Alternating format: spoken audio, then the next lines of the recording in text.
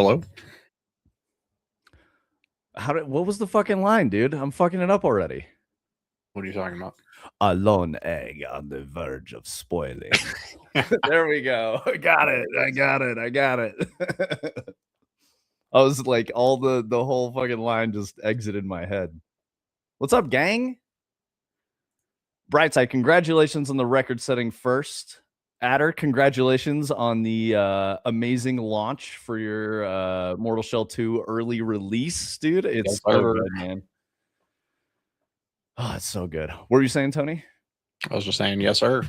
Yeah, it's so fucking good. I want to play more. I was like holding off on playing it because I wanted to play it on PS5 so that my wife could check it out. Oh, what did you got? 35 stream streak. Let's go, LFQ. Oh man, the free CS2 has retaken the top spot. I feel like that doesn't count though. Boo. Yeah. Boo. Yo, thank you for the resub. Is that it? That's a tier 3? Let's go, LFQ. Do 20 months. You're crazy. Oh, bro. thank you. Thank you, man. Thank you very much. Yeah. Brightside. Mortal Shell 2 was top on Steam for like 2 days. Yeah, like 2 days, it doesn't right? even come out till tomorrow, and it was top. Exactly. And if you don't count this free game or this hardware, it's the top game on Steam. Bro, they were beating League of Legends and CS2 on Twitch yesterday. What's up, Queen Anne? How you doing? Oh, Queen Anne, I gotta tell you, Sparkle Loser and I 100%ed Big Walk this weekend. Yeah, LFQ, they really are. The game is super fucking good. It's really fun. I wanted to play it last night, and I was like, oh, I'll just play for an hour, you know, because I've been like saving it until I get the PS5 copy to like play in my living room with my wife. And I ended up playing for like 4 hours. I was just like, fuck, I got to go to bed. It was like 1 a.m.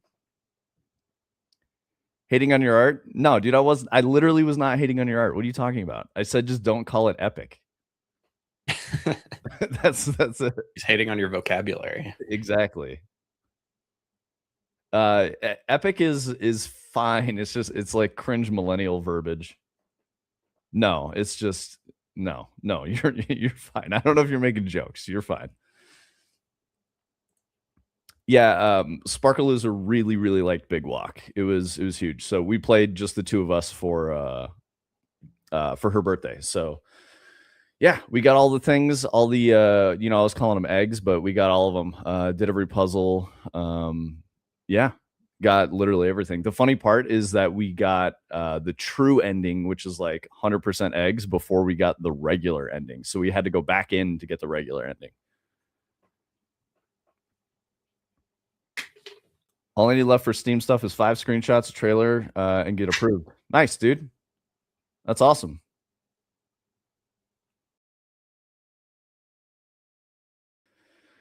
Let's see. What else did I get? Nope, nothing. Okay.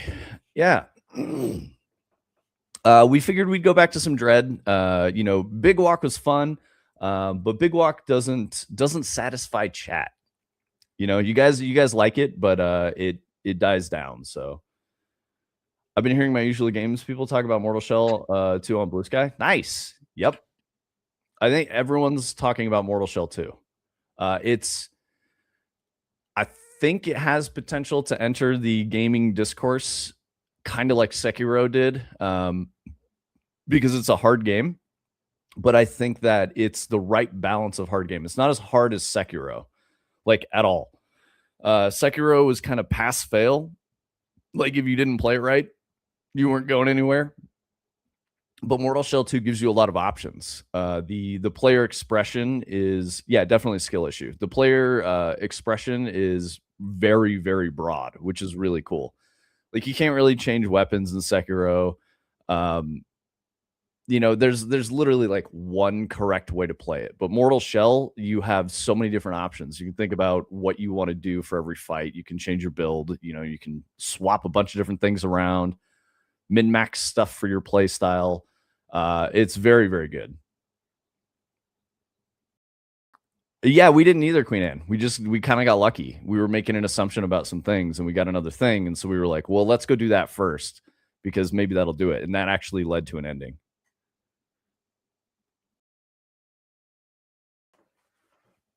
I will say Queen Anne, some of the puzzles, like the late game puzzles, are just harder versions of early game puzzles, and that was a little disappointing.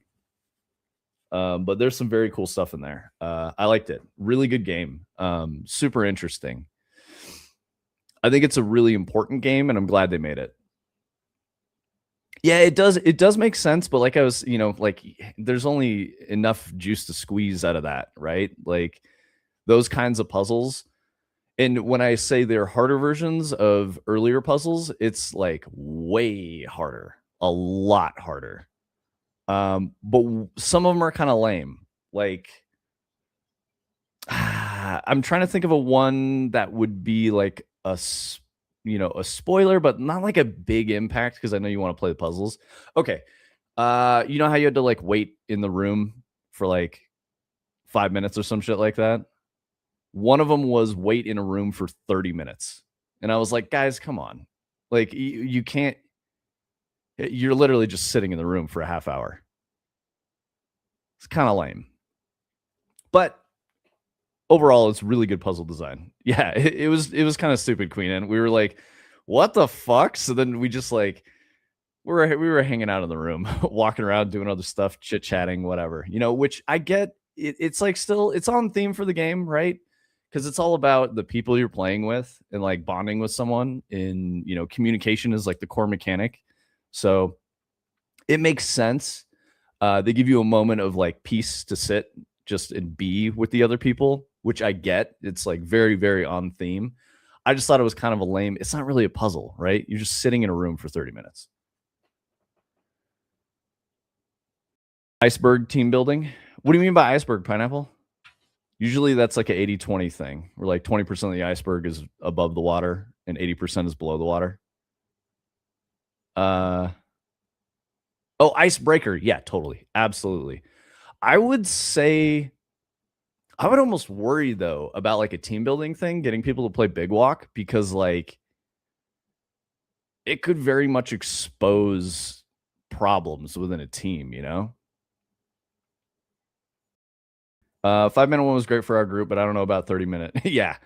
It is what it is, Queen Anne. I mean, we had like flare guns, and we were just like throwing shit around for a while, and then we like got up and walked around, chatted about some things, whatever. And then it was done, and we were like, cool.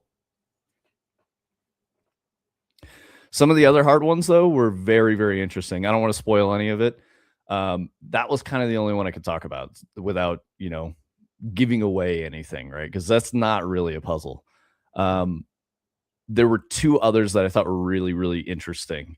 I'm not going to elaborate because anything I say is going to be a spoiler. But yeah, it's a good game.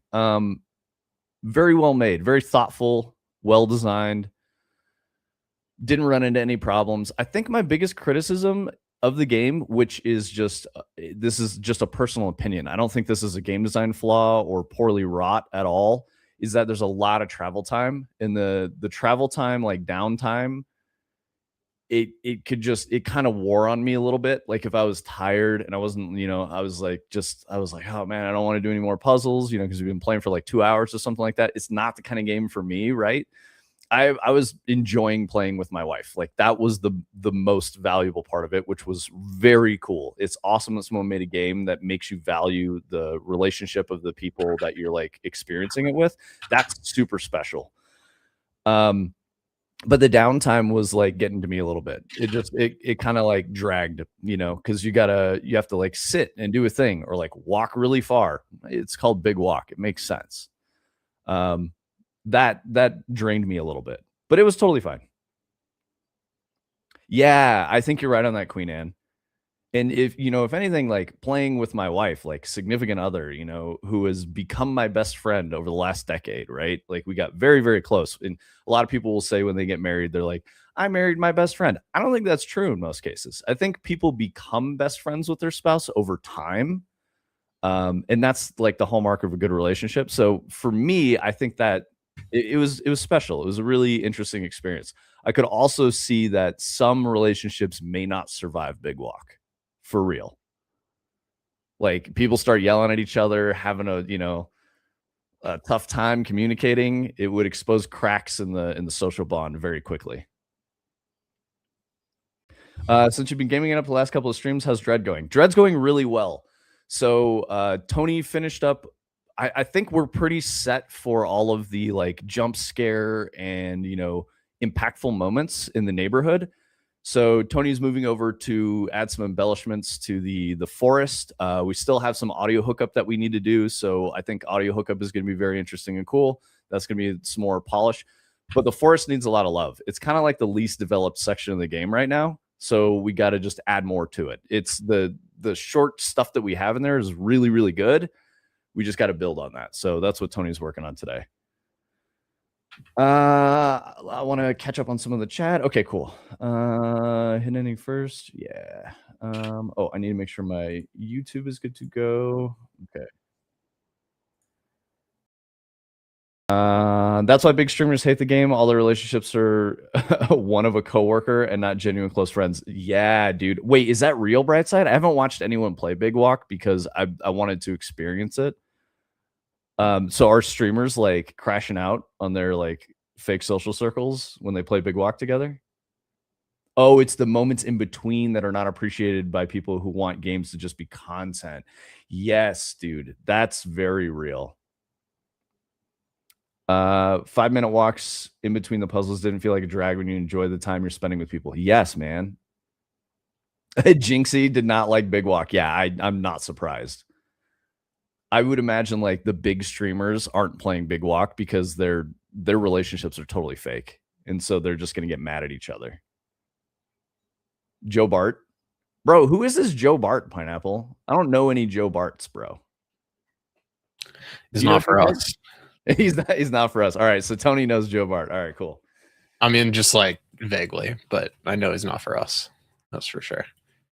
Bartolozzi. Yeah, whatever you say, Pineapple.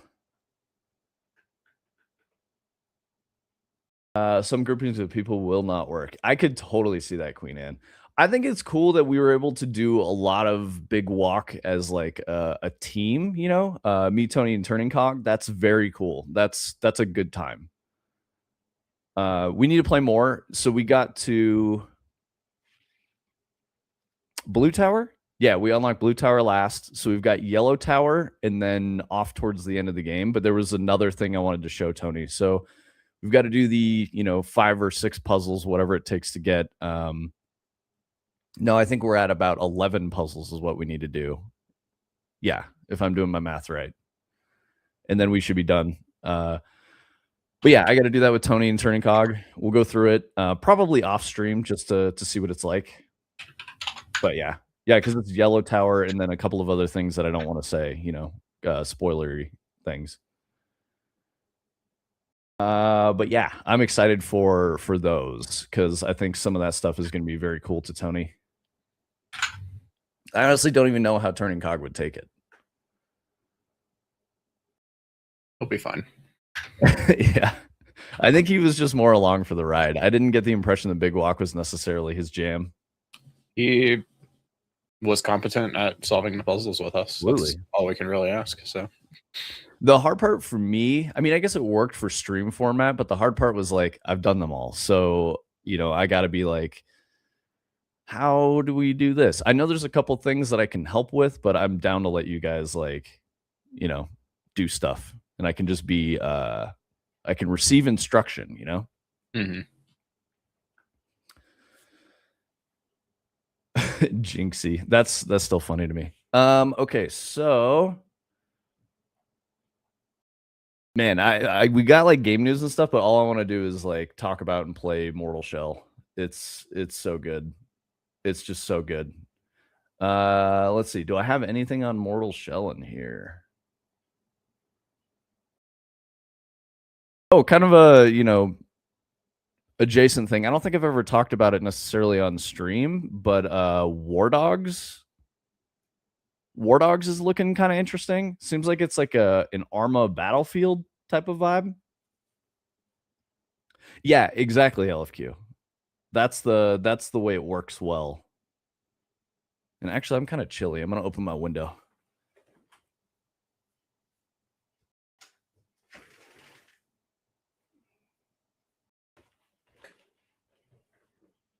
Perfect. Get some heat in here.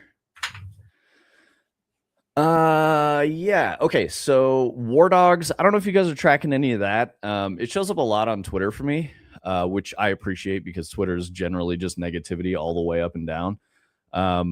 But it looks pretty interesting. I don't know if it's going to be good or not. I have some mixed feelings about their like announcement of early access. I appreciate that they're being really, really honest and candid about everything, their plans and like what they want to do with the game and whether or not early access is a good, value to the customer. They kind of talk through all of that and they're like, don't get early access. Like they made a marketing video that was like 10 reasons not to buy War Dogs now. And they just go through basically all the stuff you won't get in early access because they want to temper expectations, which I think is it's nice. It reminds me of like late 90s, early 2000s video game development when studios were like, we understand there's a lot of games competing for your attention. We want to hopefully be honest with you about what we're making and show you this because we think it's good and we hope you think it's good too. That's kind of the vibe I get from the War Dogs marketing material. If you guys are curious what they're doing, check out their social media stuff. They're all over, Twitter and YouTube, and they've been making a lot of it seems like they're doing like a self-marketing social media strategy, which is good to watch, especially for us, indies out here, because I think it's a good way to go. So it's probably worth just mirroring a little bit of how War Dogs is approaching this. I know this game is probably not going to be for everyone. It's definitely targeting the Milsim community. They're going after, Arma players and stuff like that. I don't think this is a game for Battlefield players. It looks like there's supply mechanics similar to Arma. But it seems like it's a little more Tarkov or squad, where there's more emphasis on the action and less on the like Milsim, if that makes sense. 3 teams is definitely weird, Queen Anne. Like as a game designer, for sure, I understand exactly what you mean. Because like there's a lot of friction with 3 teams. Isn't that how High Guard worked? Yeah. Enough said. Brightside said his dad's name is War Dogs. Yeah, 23K before the game is even out is wild concurrency. By the way, higher than Marathon and about the same as D2. AAA Bungie getting bodied by AA Dev for a game not even in their genre. It's crazy. Did you see the new Marathon mode that came out yesterday? Is this Vault Breaker? No. No, Vault Breaker ended yesterday, so you can't play okay. that anymore. The new thing is like, the way I saw it described is you have to do 3 runs on like Dire Marsh to get something, and then you have to do like 3 more runs on maybe Perimeter or, oh man, it's been a while since I played the other one, but regardless, you get the sniper rifle at the end of doing like 6 runs without losing an item that you're carrying around the other teams want from you, and then it has 6 shots, and then you lose it, and you have to do the whole thing again to get it again. Why did they do that? There's 2,000 people playing the fucking game.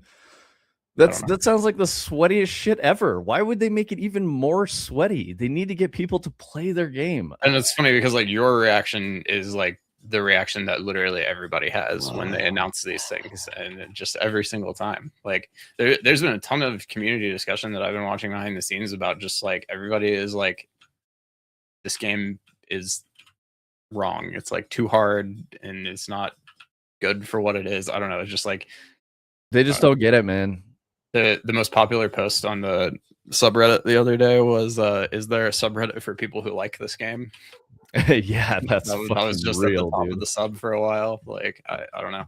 They're tearing themselves apart.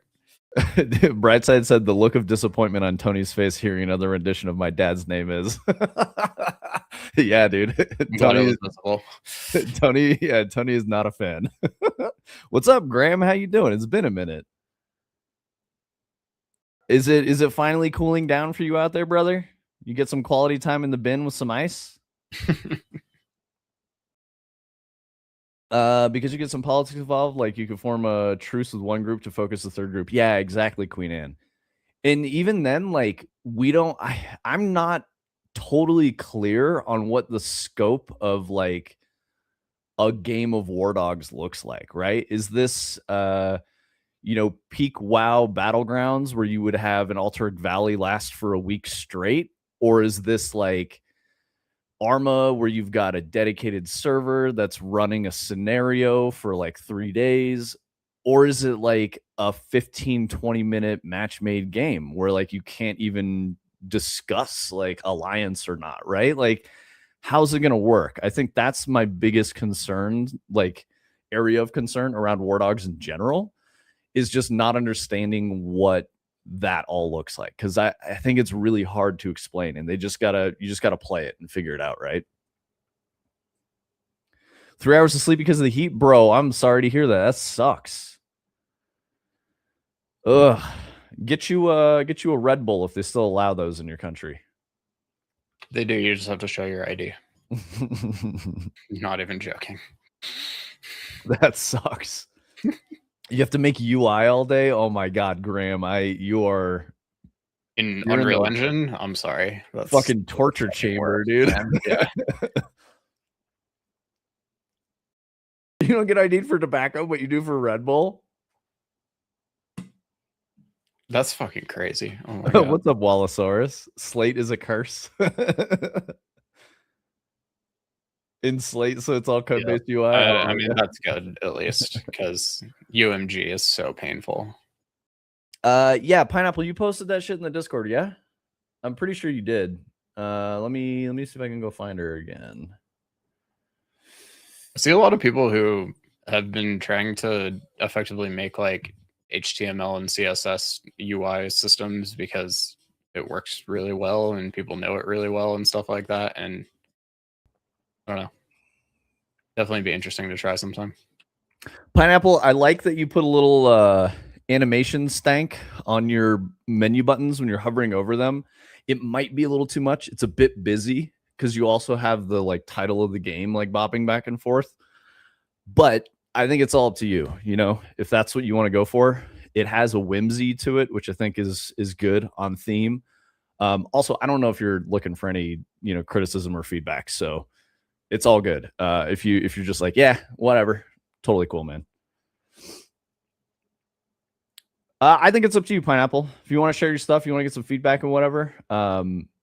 I will say this: we've talked about Gil Zussman's shmup lately because he made a shmup. He sent us a couple codes. I played a bit this weekend just to check it out, and I gave him some feedback too. So like that's kind of why I'm in that mode. I'm just always kind of in the mode of like trying to give feedback to you guys. I understand that it's not necessarily even asked for all the time either. I feel like that's probably the right thing that you guys are looking for. I hope so. Anyway, I'm not trying to be annoying with the feedback or act like I know better than you guys. I'm just trying to share my wisdom of 15 years experience making games. You're fine with anything? Sweet. Yeah, dude, if you want to share another video, go for it. It's pretty much what I'm doing, designing in HTML, CSS, and then converting to Slate with custom widgets that mimic the behavior. Nice, Graham. Interesting. That's very cool. Yeah, exactly, Queen Anne. Second set of eyes and all that. So do you design it in HTML and CSS and then go Claude make this in Slate? That's probably what I would do. Do you do Claude design this in HTML and CSS and then convert it to Slate? Because that's probably what I would do. Let's see. Destiny 2 Steam charts 27K peak. Looks like they are fading. Yeah, they were above 30K for, I don't know. I think Destiny 2 is falling off too. Since Destiny 2 is like officially unsupported now, the community have kind of gone like, okay, fuck it, we're gonna start like going really hard on like data mining and custom servers and stuff. And I've seen people have D1 running now with like a custom backend, and you can walk around the tower and stuff. Pineapple, what? 30K is $104 USD? What do you mean? He got 500 Robux. Oh, if he got 30K Robux, he would get $100. Yeah, that's the thing I was trying to tell you, Pineapple. The Robux economy is like conversion to USD is so bad that it's actually better to never, convert your Robux unless you hit over 100K or something like that, and then you make a pittance. It's the amount of work you put into it is crazy. So what I would do, Pineapple, if you're doing a Roblox mod for anything that you're making, is set it like, get it all ready, get it high quality and let it rip, and then just leave it alone. Don't support it. Don't get caught up in all that. You'll be good. Find a cartel that needs some help laundering. Yeah, don't do that either. then young Pineapple's gonna go to jail They'll before give you a good rate on your vote. Robux, I'm sure. Yeah. FBI comes knocking on your door about your Robux and pull my finger. Imagine, dude, that'd be a nightmare. I've just been watching too much Landman. Mm-hmm. Laundering is easy money. I mean, yeah, Graham, of course it is. That's why people do it. It's also like a way to ruin your entire life.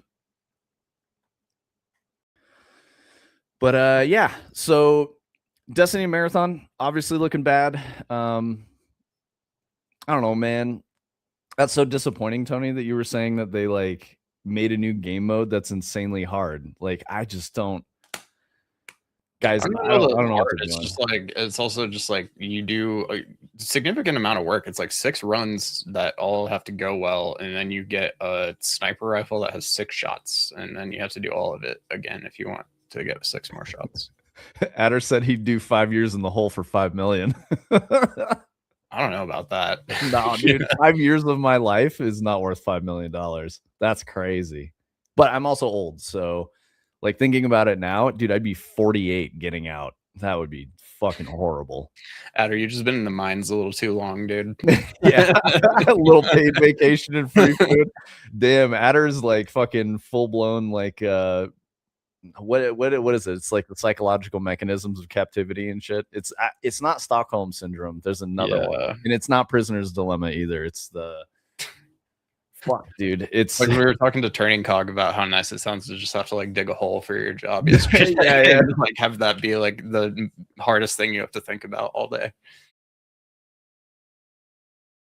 The irony here, without getting into like social politics or anything, the irony here is the thing that you guys are describing is like literally why some homeless people will be like, fuck it, dude, I'm just going to the jail. Yeah. And they'll like habitually offend because then they can just get free food and free, a warm place to sleep. That sucks. How does that make you feel, Adder? That's where your mindset's at right now. So explain this gap in your resume, bro. I was fucking cooked, man. My game hit #1 on Steam and it broke my brain. Yeah, exactly. Finally catch up on my reading list. Yeah, dude. I've been doing that again lately, guys. I got some quality porch time. What did I read, Tony? I read a couple books that you recommended. Piranesi. Yep, Piranesi. The other started one Vicious. Thief of Always. Thief of Always. I like Thief of Always. Yep. I will say that these books are relatively pulpy. So I think after Vicious, yep. I need a meaty book. Yep. It was after reading Otherland, I was like, I need to read a book that's 200 pages instead of like 5,000 for a little bit. Yeah, so, that's like doesn't have super deep like just. I also did 3 Body Problem into Expanse into Otherland, so it was like 10,000 pages into 20,000 pages into 6,000 pages. So, yeah. Adder, stop it, bro. No, we need Adder to stay free. I got a paid vacation, all inclusive. Yeah, exactly. You could just quit your job and stay at your house, and it would be pretty similar to what you're explaining without, the record or the debt that comes with it or anything.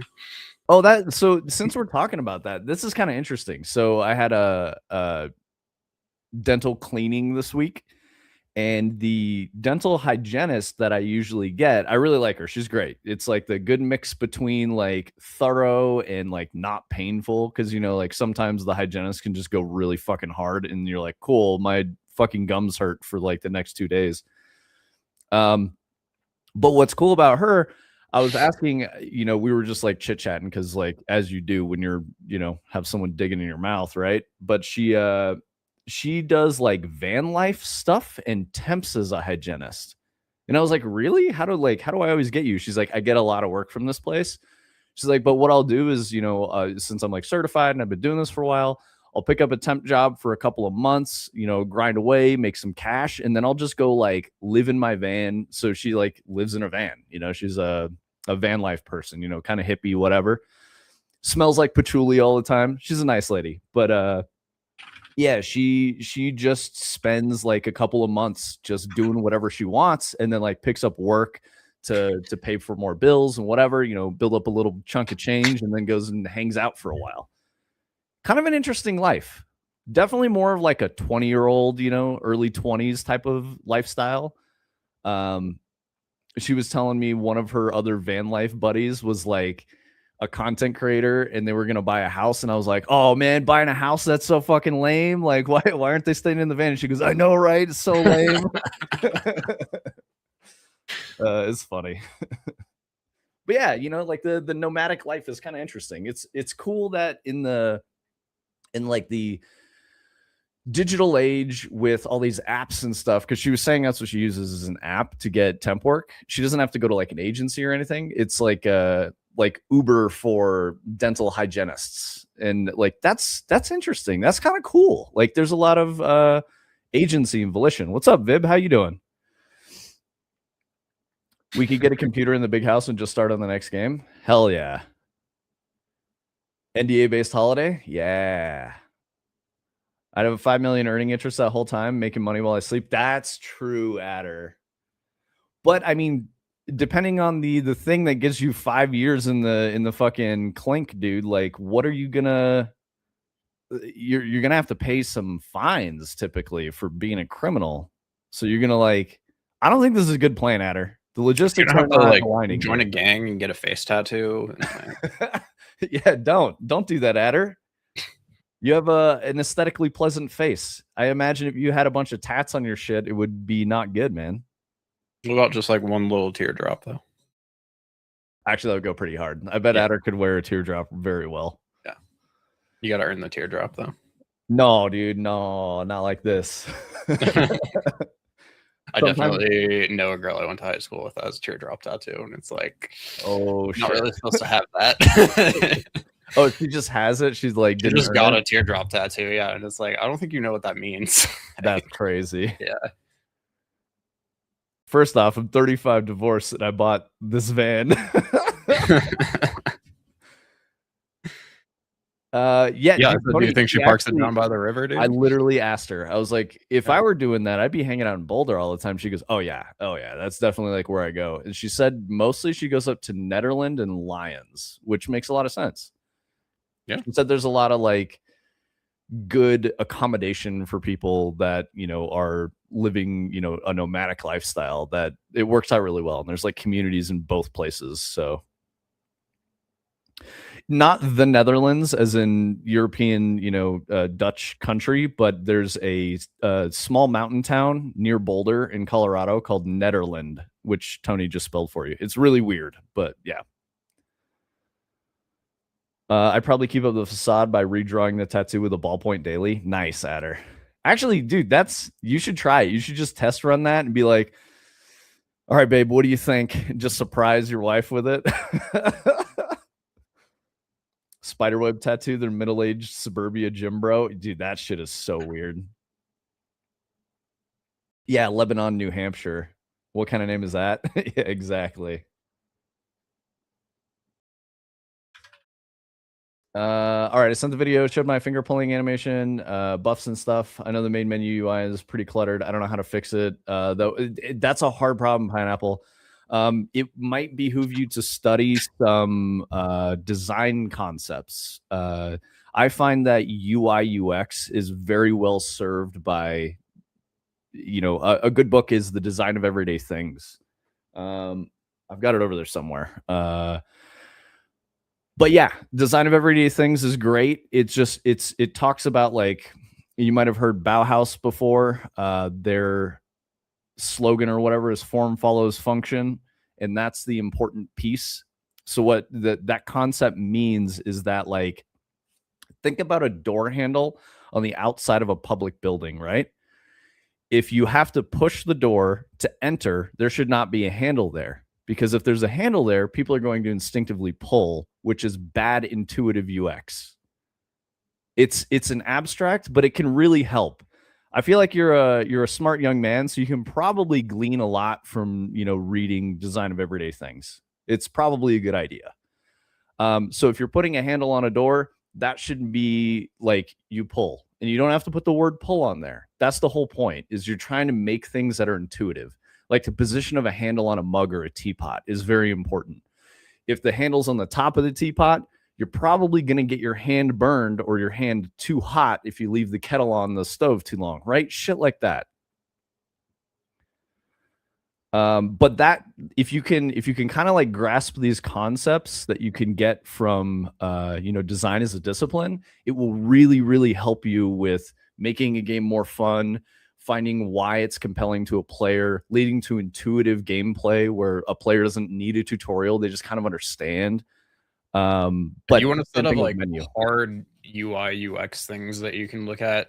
Google has this thing called material design, and they have a very extensive set of guidelines, and they're kind of specific to their specific design system, but you can take away a lot of the knowledge and kind of setup that they have going on there and apply it to like any design system. I think it's really, really well done. They've spent millions and millions and millions of dollars having really, really smart people build these systems that are supposed to be used across Google and Gmail and the calendar and Android. And if Google famously does a very poor job of actually implementing the things that they say that you should do, but the guidelines themselves are very good. And so if you ever just kind of want some ideas about how do I design a form that, makes a little more sense than like this crappy one that I put together myself, or like what's a good way to set up the buttons in my menu, go look at the material design guidelines from Google, and they're going to have like some good, really high level stuff. And there's other companies that definitely have similar things. Like I want to say Apple has one, and I think Airbnb probably has one too.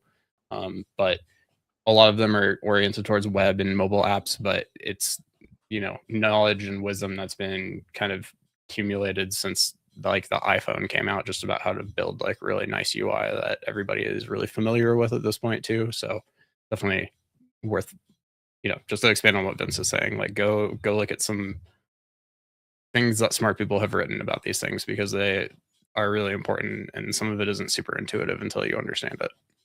I also want to say, while Tony has many awesome, gifts, talents, and experience, the graphic design thing he's an expert at. So trust his opinion there. He really is. Like Tony you have a degree in graphic design, right? Digital art. But yeah, I was trying to be a graphic designer when I got it. Yeah. Not only that, but he's also successfully run, web dev and app dev companies that like he had to do graphic design for. So like, yeah. He's an engineer, but design touches everything if you think about it the right way. Yep. And it's something that you have to think about from the beginning all the way through the end. And it's probably the hardest part of any job like this. So yeah, Tony's fucking amazing, guys. I know you already know this, but yeah, Tony's amazing. Isn't Google Figma, isn't that like a tool though? Figma is owned by Adobe, and that is like a design tool. Yeah. So if you, Pineapple, if you want to like look into tools for these things, they just make the process better. But I think the thing you're struggling with is understanding like the discipline of graphic design and like UI UX, right? Like that's a different animal. What's up, Turning Cog? How you doing, brother? You get some good beauty rest? The huzz keeping you up? Yeah, Tony does know a thing or two about about typeface. I don't even know what you were trying to say there, Heather. I might have just read that all fucked up, but yeah. Associate in graphic design, 80% typeface. Yes. Even my 2D, 3D animation course of study included like 4 classes on typeface, typography, graphic design, all that shit. So typography is definitely the big reason I wanted to be a graphic designer, because I was obsessed with it in high school. I would just try to make my own fonts and look at every font and make like posters and stuff. Is the only thing I like to do. And This is kind of a weird thing, but like I didn't understand that shit or why it mattered until I took classes on it, and then I was like, dude, typeface is fucking sick. Like it really is. Oh yeah, it's incredible. It's There's a still science to it. There's art to it. It blends so many different ways of thinking very, very well, and it fucking matters a lot. And once you like understand it a little bit, and you start seeing like, I don't know, some guy put the bleeding cowboy font with his like business name on the back of his truck, and you're just like, sick, bro. Like, yeah. Oh my god. Graham says, I keep thinking about the Destiny controller cursor movement concept they came up with the UI lately, the something of intent where the skip selecting buttons, the cursor's moving too fast. Yeah. So Graham, the interesting thing about that UI UX is that was designed by a guy, I want to say it was Dave Canland. But he literally has a doctorate in UI UX. He was like a professor, could teach it, all this shit. He wrote you guys like a video games of how to design the UI in Destiny, right? And I know people have complained because like when Destiny 1 was built, they followed his design to the T, and by where Destiny 2 is now, there's like this much left. Yep. It's really sad. So the reason why what Tony is just describing is because Canland stuck to his guns and he said, this is how you do it. I won awards for this. And the money people were like, you have to jam an MTX store in here and you have to start having pop-ups that make people go into this part of the funnel so that they spend money. And he was like, it doesn't work. It will be bad. And they fucking let him go. They got rid of a doctorate of fucking UX and said he was bad at it. And they let him go for like telling them they were wrong. It's fucking crazy, man. So if you guys are wondering why Bungie is the state it is today, it's because in like, 2019, 2018, I don't know. It's a long, slow, death by 1,000 cuts thing, I think, for Bungie. It wasn't any one thing. I will say, along with that design, Bungie popularized the hold down button to do every fucking action, and I hate that, and it is still prevalent in games today, and they need to stop that. Yep. Like in Mortal Shell, you do it like from time to time, and it has impact, and it's like sprinkled in there. It's not like literally every time you need to press a button in a menu. It's infuriating. Yeah. Let's see. I have an associate's in graphic design. He's 80% typeface. Read that one. Tony isn't sending me graphic design DMs in Discord, so how do I know he is one? You just got to trust us, Turning Cog. I did not watch the video, Pineapple. We're doing this thing. I'll watch after stream, but thank you. I appreciate you sharing. We have a woodcut print museum north of me, and it was hella cool. Oh, dude, that's sick. That's very cool, Turning Cog. I almost wish I didn't study typography for that reason specifically. It kills me inside. Yeah, dude. Because like it's really easy to notice when people do a bad job of it if you know anything about it. You're just like, dude, you didn't even think about this. You don't know what you're doing. So Pineapple, I would say you have an advantage there of knowing that your shit is bad, but you just don't know why yet. So you need a little bit of extra knowledge. And then when you get that knowledge, you understand like this is where academia can be a little helpful because, you're a young lad. So you got to learn some things about some stuff and then you'll be better at it. You've got plenty of time. So it's worth it. I know you have a lot of passing affectations and you jump around to different things that you're interested in that moment. But I think it would help you a lot to study design, at least a little bit. When you start getting the concepts, you don't have to get any deeper, especially if it's not super compelling. I definitely have like a relatively surface level understanding of it, but it helps me in every other thing I do. So it's very useful. Knowing is half the battle. Yeah. Worth noting that UI UX PhD does not make them good at UI UX. Yeah, that's fair, Adder. That's totally fair. But most PhDs have very little work experience generally. Yeah. They just go to school for a long time. I just wanted to emphasize that the guy is absolutely an expert, like defining the field of what it means, and then they fucking let him go after he made an award-winning like. I've worked with people like that, and it's every single decision that is made of why a button is where it is and how it's designed and what it's labeled. They have sat there and thought about it and thought through every possible reason why it should be that way, and you can't talk them out of it either. To Vince's point, like, yeah, so. I don't know. It's a double-edged sword. But the guy that I worked with, he barely spoke English. He lived in Ecuador, and he had a master's degree in UI UX, and he like played in a speed metal band, and he was amazing. And I would honestly work with him again. I keep in touch with him because someday I hope that I can. Take it easy, Pineapple. Peace. I would still go back and do more degrees, but I hope I'm at least moderately competent. Yeah, Graham, I think for me, like I've always wanted to get a physics degree. And I think, you know, if I get the bag like later in life, I'll probably go to a university, more than likely CU if I'm still living in Colorado. And I'll just be like the old guy in the classes, you know, taking the course of study. Because that sounds fun. I do like education. I think it's just bad when you make that your life, right? Like it's interesting when you get old and you watch like people go through different phases in life. And I absolutely know people that I, you know, grew up with who became professional academics, not in terms of like that's their job. They just never leave the world of academia and become, you know, a functional adult that contributes to society, right? Like you could argue that maybe they are in academia, but that's not what I mean. They're not like an administrator or a professor or anything. They just like keep getting degrees, putting themselves in more and more debt. And that's a crazy way to go. That's not a good life path, I don't think. You got to come out of school at some point, go do a thing.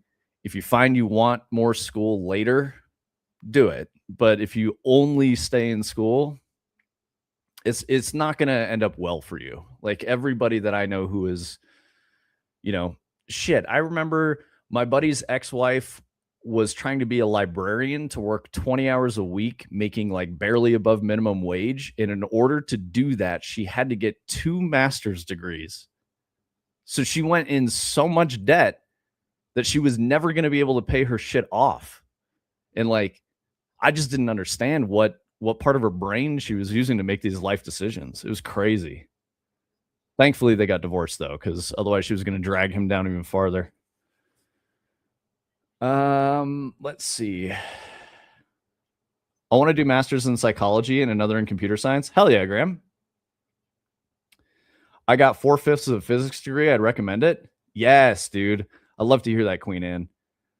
You are a multifaceted, you know, layered onion of a human being, just like me, Queen Anne. I fucking love it. What happened to the last fifth? If you don't want to answer, it's okay. Yeah, that's a good question, Tony. You know, it's probably, you know, if it's too personal or anything, Queen Anne, you seem, you know, you're very cool. And I think you're good with expressing your boundaries and whatnot. Yeah. Well-adjusted human being. I would only do it after achieving the things I want business-wise, but also probably only do it part-time. Exactly, Graham. Yeah. That's what I was going for, Turning Cog. Shrek reference.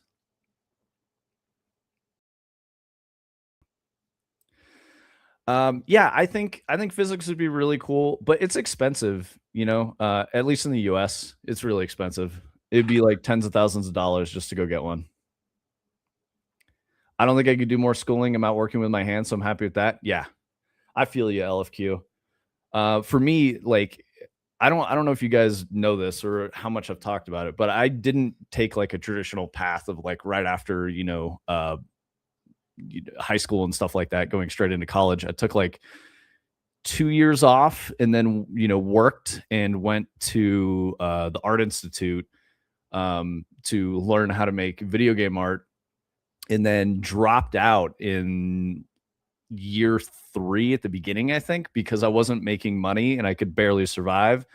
And then got into IT networking and built a career out of that for like 7 or 8 years. And then from there became a game designer. Like, so it sounds crazy when you guys think about all that time, but you got to remember I'm 43. So like I've been doing a lot of this for a while. So, you know, when I say I've been making games for 15 years, I started when I was 28 and it was a side hustle. And then it turned into my real job when I was, I think 30, something like that. Yeah. I was 30 when I started. So I'm on like 13 years full-time professional game designer. But for like a year and a half, 2 years before that, I was doing, you know, part-time as a side hustle, you know, all that stuff. If Vince gets a physics degree, he's just going to convince Tony to build tiny particle accelerator in the basement, like a model train set. That sounds fun. It does sound fun, actually. What's up, Sushi? The cell phones won't like it, but oh no, Sushi. I'm totally fine with the Art Institute because they're not. They lost their accreditation and were like dismantled by the federal government for being a predatory for-profit college. So it worked out. I learned a lot of stuff. It was useful. There was also a huge waste of time, and it was a lot of money to go there. I think my degree was going to be on track to be like 80 grand, which is, the cost of like a 4-year traditional school, which would be a way better education than like a for-profit fucking. I think, I don't know if I've told you guys this on stream. My biggest issue, and one of the things that made me drop out, was I just completed my intro to 3D modeling class, and I got like a C because my teacher was fucking terrible, and I did not like the lessons and the way he was learning it. And I'm like, I don't fucking know shit about 3ds Max. Went and talked to my advisor, and I was like, dude, I want to take this class again. Like, I'm paying for it. I don't give a fuck. Let me take it again. I don't feel like I got enough out of it. And my advisor goes, well, you passed the course, so you can't actually take it again. And I was like, what? And he's like, you can't take it again. Even if you pay, you cannot take the class again. And I was like, this is a fucking waste of my time and money. So that led to me, about like 3 months later, I dropped out. And we're talking like 2003, 2004 was when I was doing this. So maybe 2005. So it was a long time ago. Thank you. Oh, sorry. Queen Anne says, yeah, I got super sick in my last year. I had to drop out of school completely, chronically sick for 2 years of high school and all the university. It just got worse the more I pushed myself. I'm sorry to hear that, Queen Anne. That's too bad. Yeah. I'm on the up and up now. My health, so I'm happy about it. Gave me some good perspective. Did you talk about that in the your like serial podcast thing that you did, that was like a podcast within or like a story within a podcast format thingy, whatever? Yeah, Black Box. Yes. See, I did listen to it, Queen Anne. It's been a while, but I thought it was fucking cool, dude. Like, you are a very, very compelling creative, Queen Anne, honestly. I'm not necessarily fucking with Division all the time, if I'm honest, but like, you make good stuff, and it's well thought out and well constructed. I really like your level of effort. It's very cool. Gil, don't even worry, brother. You're totally fine, man. No worries about, being late or not. We just like when you're here. What's the quote? It's a miracle that curiosity survives formal education. Yeah, exactly, Graham. What's up, Illuminous? How you doing? You drop out of school so fast? I believe that.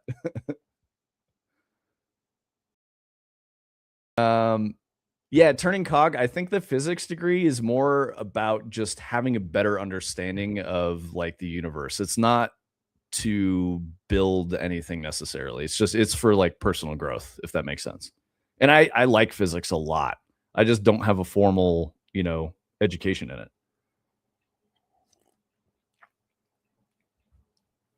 You figured? Yeah.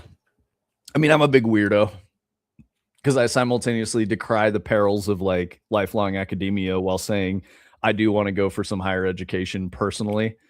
But I think a lot of people don't do that, right? Especially in the US. If you're following the checklist of how to be an adult, it's like graduate high school with a good GPA, get into a good college, get a degree, because then that gets you a job.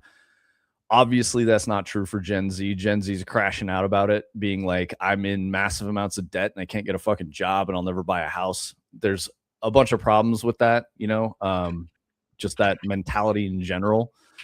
A lot of it is financial literacy, but I think if you have more financial literacy, I'll put it this way. So we go buy groceries, every week, because like that's really good for our household. We save a lot of money.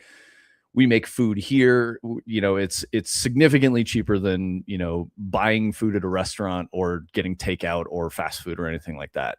And it's healthier. There's a guy who works the deli counter. I see him every week, and that dude is fucking miserable and hates working at the deli counter.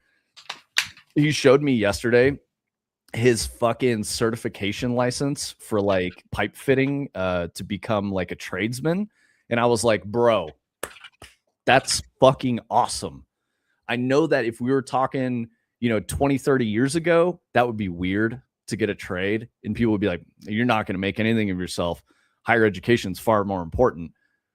But nowadays, realistically, getting a trade is incredible for being able to have, agency in life and make your own decisions and be financially independent. It's not a bad idea, guys. Well, if you go to trade school, you can make 6 figs in under 5 years. No and problem. be self-employed. Yep. Like you make your own money, run your own business, you're your own boss. You're gonna have to be a plumber or an electrician or something. Hard work. You crawl under crawl spaces and spiders and deal with poop and maybe get electrocuted, but very hard work. Yeah. But rewarding at the same time. Like that's the cool part about it. You get you get out of it what you put into it. So I would advocate for some of you younger guys, if you're struggling and you're not sure where to go in life and maybe college isn't on the table for you, or like you're looking at the debt and you're like, I don't think this is a good idea. Go to a trade school, go get a trade. You can always pivot later. Right. But you can build up a really nice foundation of freedom and, financial comfort to like chase your dreams, do something crazy.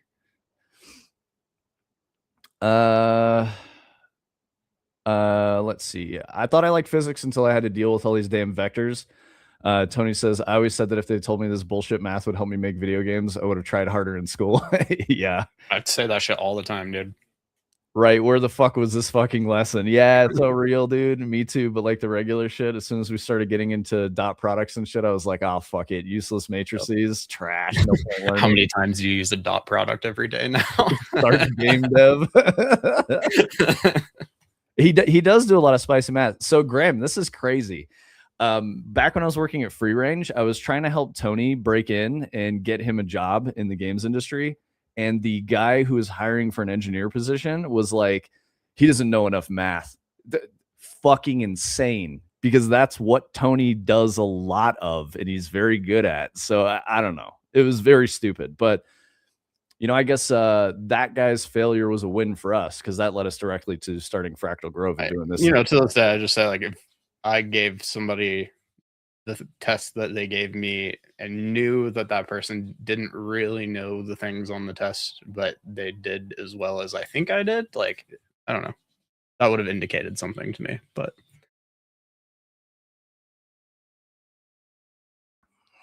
You don't know if calculus would help you now?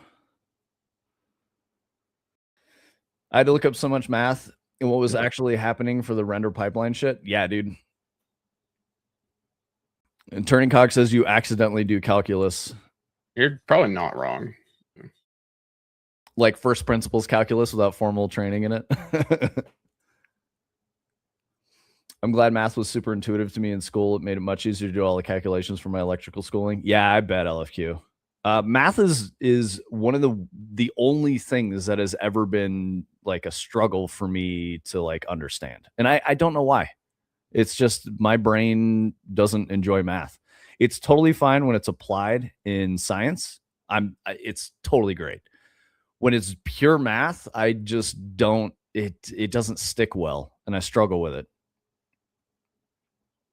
People assume my math is better than it is because of my background. Math just makes sense in my head. Yeah, I think that's pretty normal for some people, LFQ. And for me, it's the opposite. A lot of other things that are very weird and abstract are really difficult for people, but are supernatural to me. So I don't know. The human condition type shit. Math came naturally to me, but it's a whole different flavor after high school. Yeah, exactly, Queen Anne. I think that's the type of math that I would actually do better at. That's a good question. Are you good at music, LFQ? Yeah, that's exactly what I'm saying, Turning Cog. It's the same for me. I don't like math for the sake of math. I need to know what it is, what it's for, or I don't care. Yes, I absolutely check out. Dude, you should try to play music. You'd probably be good at it. It's just math. I should? Or LFQ? LFQ said, yeah. I don't think so. I don't normally have a creative output. Yeah.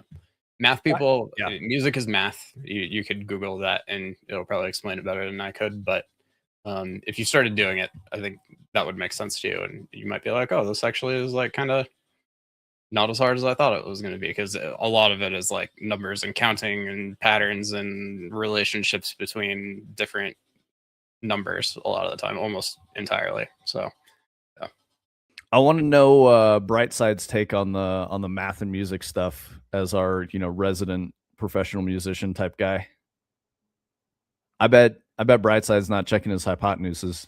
If you get into like, I took some music theory classes in in college for electives because I needed credits, and I thought it was interesting. And there's just so much relationship between progressions and chords and all of these things that are literally math, and it's not hard math. It's just addition and subtraction a lot of the time and stuff like that. But you can really apply it across so many different musical concepts, and it starts to make everything make a little more sense. And it's a lot of how like really good jazz musicians are able to improvise with each other and stuff, because it's all just kind of these different mathematical relationships that are kind of happening under the hood.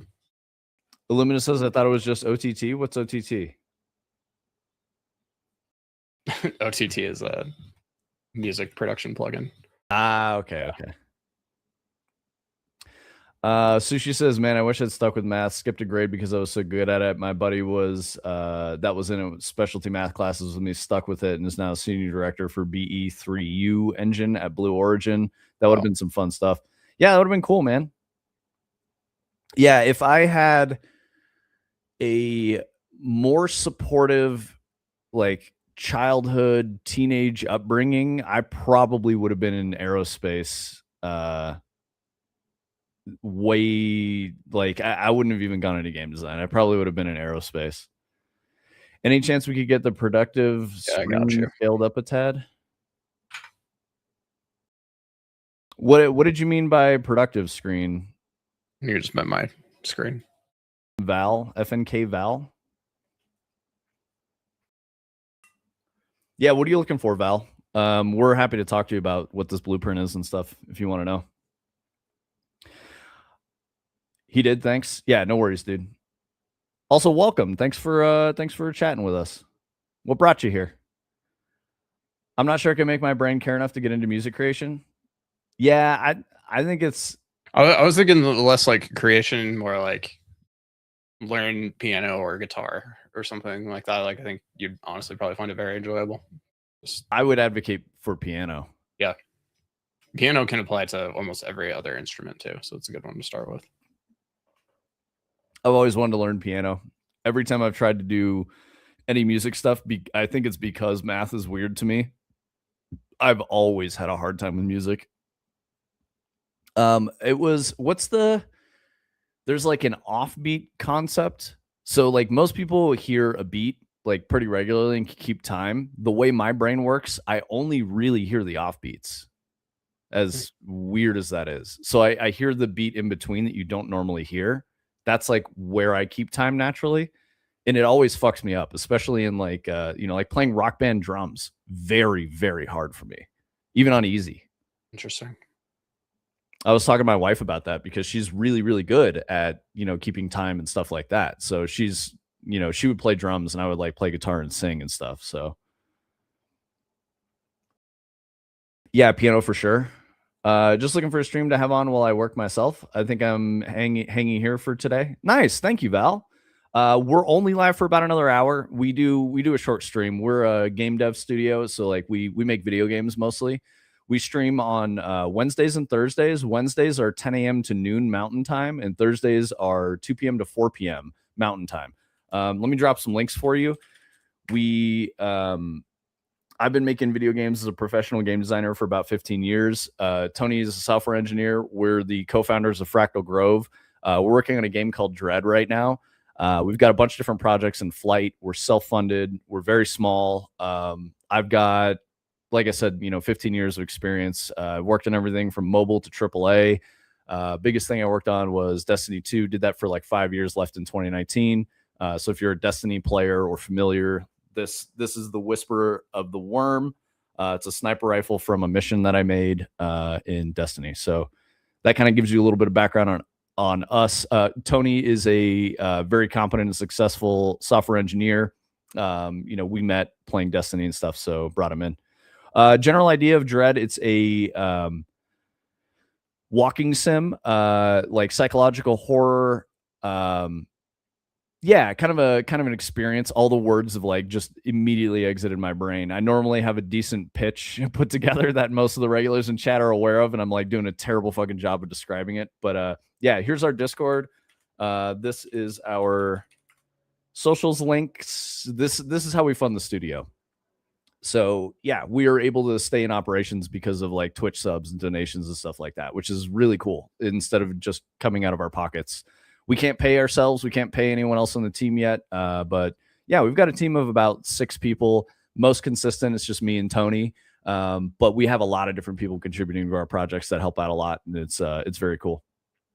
But our community is mostly people who are making their own things anyway. So if you want to talk about game dev, ask questions about anything, like everyone in here is working, building stuff. So the Discord's a great place to keep in touch with everyone if you're looking for a community. Val, what's the general idea? Yeah. So let's see. I keep wanting to say like 3D for some reason, and that's a stupid way to put it. I think it's because we worked on VR stuff at the beginning of starting the studio. So it's a flat game, meaning that it's still a 3D game. It's a psychological horror walking simulator. Think Legend of Zelda: The Lost Woods, where you have this sort of like infinite environment that you're walking through, and your goal is to progress through the environment. So as you're going on the correct path, it becomes like progressively more terrifying and spooky and unnerving, and there's jump scares and stuff like that. Yo, LFQ, thank you for the gifters, brother. You. But yeah, think of like the King in Yellow as inspiration, cognito traps type of stuff. That's why I say psychological horror. The nature of reality is like a big deal, or a big theme in the game. Yeah, that's kind of it. We're probably getting closer to 2+ hours of gameplay. The initial idea was for the game to be like 20 to 40 minutes, so it's dramatically grown in scope. We were at first going to try to just get it done in a month, but now we're getting closer to a year. That's totally fine. We made a lot more complexity and more interesting systems and gameplay. Teams have been really inspired about, every new ideas that is fitting in the game is going in. So yeah, we're developing a lot of things. Got gifted. May your waffles remain crisp and not sag. Bro, that's a tall order. Thanks for the gifty, LFQ. Yeah, dude. LFQ, the goat. Waffles are just pancakes. I think he just called you Dutch, man. Or Belgian, I mean. Belgian. Yep. Belgian waffles. Dutch waffle? Yep. Dude, Dutch waffle sounds like a euphemism. It does, yeah. Belgian waffle with ice cream? You are actually Belgian. Amazing. Perfect. It was the perfect compliment for you. Hell yeah, Val. Welcome. Yeah, we also have a really, I want to say like Americans or North Americans are probably a minority in our community. I think most people are like not in North America. Maybe 50-50. Yeah, we have a good spread.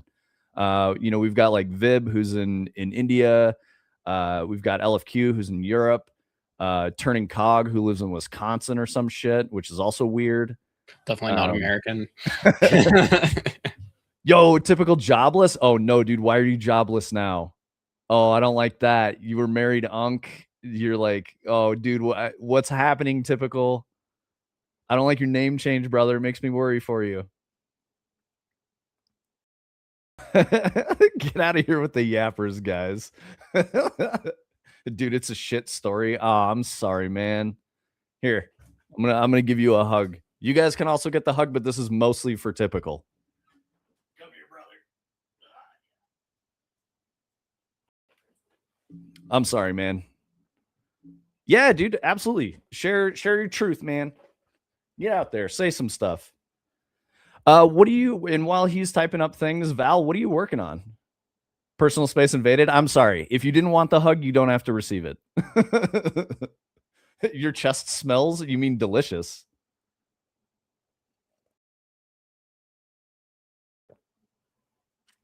Okay, I want to see what Adder was saying. Adder, your side project coming along? Ooh, that's a good question. It's coming along. Slowed down big time in the past month while we were in the thick of shipping MS2. But we spent our anniversary date last night talking through next steps for the project, game loop playable, gas setup, dynamic co-op systems built, menu flow, next steps are level design and arting. Hell yeah, dude. Love to hear that, Adder. I'm an axe type of guy? Absolutely not. I used to be a cologne guy, but I'm not. A more open neck shirt? I mean, I'm not. I have a lot of chest hair. I don't know if you guys are into that. It's not great for me, but you know, I don't really like the V-neck type of a thing. But yeah, I could wear one for you, LFQ. Let's see. What else did I miss? Grandma's asking. Okay. Loot songs. I wanted to check this out. That's all. Most of my music creation has come from essentially shutting my brain off, but I don't really physically write down my stuff. I just play it. Yeah, that's what I would do, Sushi. Making music, and it's wonky. It's never like what I want. That's how the loot songs were written for MS2. One of the co-founders' brothers would just jam until it felt right, record and rewatch the footage, remember what he played. That's sick, dude. The music is so good in Mortal Shell. And I'm that type of guy as a gamer who will typically play a game on like mute if I'm not fucking with the music. But Mortal Shell's audio design is so fucking good that I like turn it up. It's so satisfying. You guys like, man, it's so good. I'm a man of the people. I try to be. Adder, so do you guys just have like multiple versions of each track playing in those instances where you're like, I don't know, there's an area where I'm like walking through and it transitions from like a clean guitar to a distorted guitar. And I noticed it, so I started like walking back and forth through the zone, and you can kind of like cause it to like fade in and out really nice, which is cool. But did you guys have to make multiple versions of every song, and are they all just kind of like playing simultaneously so you can mix between them? Maybe that doesn't happen all the time. Maybe that's just like for that one moment. Okay, we got an update on Typical. It was a Saturday, August 1st, time for our salary. Didn't get salary. Instead, got a mail saying we're stopping services from that Monday and there won't be any more office. Oh my God, dude. I'm so sorry, bro. That's so fucking rough, man. That's not the sad part even. I worked for them for a year and they refused to give me an experience letter and release paperwork. Dude, what the fuck, man? That's so frustrating. Well, I hope you land on your feet, brother. Val says, I work on geospatial point cloud software. Nothing special, government stuff. No, dude, that's cool. That's like real shit. You know, we make video games that distract people and are fun. So as glamorous as it sounds, it's hard, it's struggle, it's a rough time. You don't know if it's going to even work. But it's fun. That's why we do it. You know, we love it. Adder said every layer of each track is a separate file and mixed at runtime. Doom inspired, but better. Waveweaver handles that. Available soon to the public as a standalone system. Shout out John, our lead audio wizard. Hell yeah. I like that Waveweaver logo in the splash of the game. I noticed that when I was playing it this morning.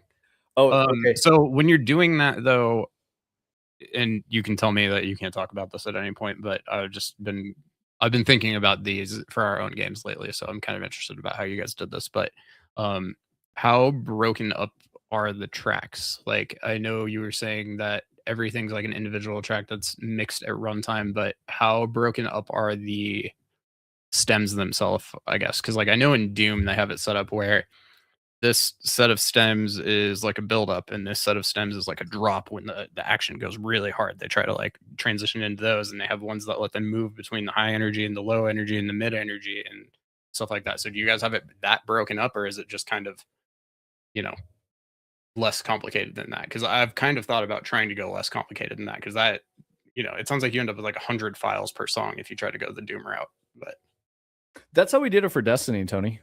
It was a bespoke every single thing is broken out. Yeah. Yep. And the audio engineering team was really good at making music, and they had dedicated software engineers that integrated those systems so that they could get more control over like the way it turned out was, so I would build an encounter which would like spawn guys, trigger scripted events, stuff like that, and then the audio would the audio team would come in and script in their stuff over my encounter script. So like I would build the gameplay action, and then they would come in and do a final pass to like make sure all the cues hit at the right time. And there was like back and forth. We would talk about it. Yeah. I don't know, because like I've played Cyberpunk enough to know that like I don't think Cyberpunk does a very good job of it. Because like Yes, I agree. the moment any action starts happening, it's exactly the same little like sting intro thing of that like dubstep song that starts playing, and then it just Not like great. will fade back out if nothing starts happening, and then it fades back in all of a sudden really quickly after like 10 seconds, and it's really bad. So Yep. it's just trying to figure out a way not to do that, because it seems like it is probably kind of hard. Yeah, Adder was saying it's even more granular than the stems we were talking about. That's crazy. It's a big job, honestly. And oh, I was remembering you were talking about the Wave Weaver logo at the beginning. So I made Sparkle watch Mortal Shell with me, and when I booted it up, I was like, "You don't have your glasses on. You can't see what's happening here." And she she looked at the Web Weaver logo, and I go, "What's that?" And she goes, "A blue blob." I was laughing. I was like, "Put your glasses on." Okay, typical says it's 18 days past that. Now I'm ineligible for jobs. What do you mean you're ineligible, bro? I don't know the state of like employment in India. It sounds like it's fucking dismal. Reason being, they asked for what I did in a 1-year break, which was not a break. I was working for this company, and I can't justify it because I don't have an experience letter, and I can't share that information because the interviewer would think I'm lying. Oh my god, dude. Bro, that's a fucking nightmare. Illuminus says, I bought Mortal Shell 2 and I like it. That's my full review. How far did you get, Illuminus? Every single thing is broken out, but we do have preset tracks. Ours is contingent on area, weather, enemy type, and shell active. That's fucking cool. Ambient is layered on top. That's very cool. Yeah, like I said, I might have to pick your brain about that a little more later. I was thinking about this the other night, and like I have some little like projects in Ableton that I was like, just like as an experiment, how would I break this up and like try to make like a dynamic system out of this? And like I sat there for a while and was like, fuck, this is a lot harder than I thought it was gonna be. So yeah. Luminous, I want to throw this out there. You may already be aware, but treat Mortal Shell a little bit like Sekiro. It's not as hardcore. It's not a pass fail like you perfectly timed all the parries, but adding the parry into your toolbox is very important, and you'll be a lot more successful. Not that you're not successful, just saying. It feels amazing when you like weave a good parry into an attack combo and stuff like that. Adder says, I did a bit of the audio scripting alongside John. I handled all the weather system stuff, so I know some of it. Very cool, Adder. Hell yeah. Yeah, I think the Wave Weaver system might be really useful for us with Dread, because audio is going to be such an important piece of this. We have some like rudimentary stuff set up, but we need to get into doing some audio design things very soon.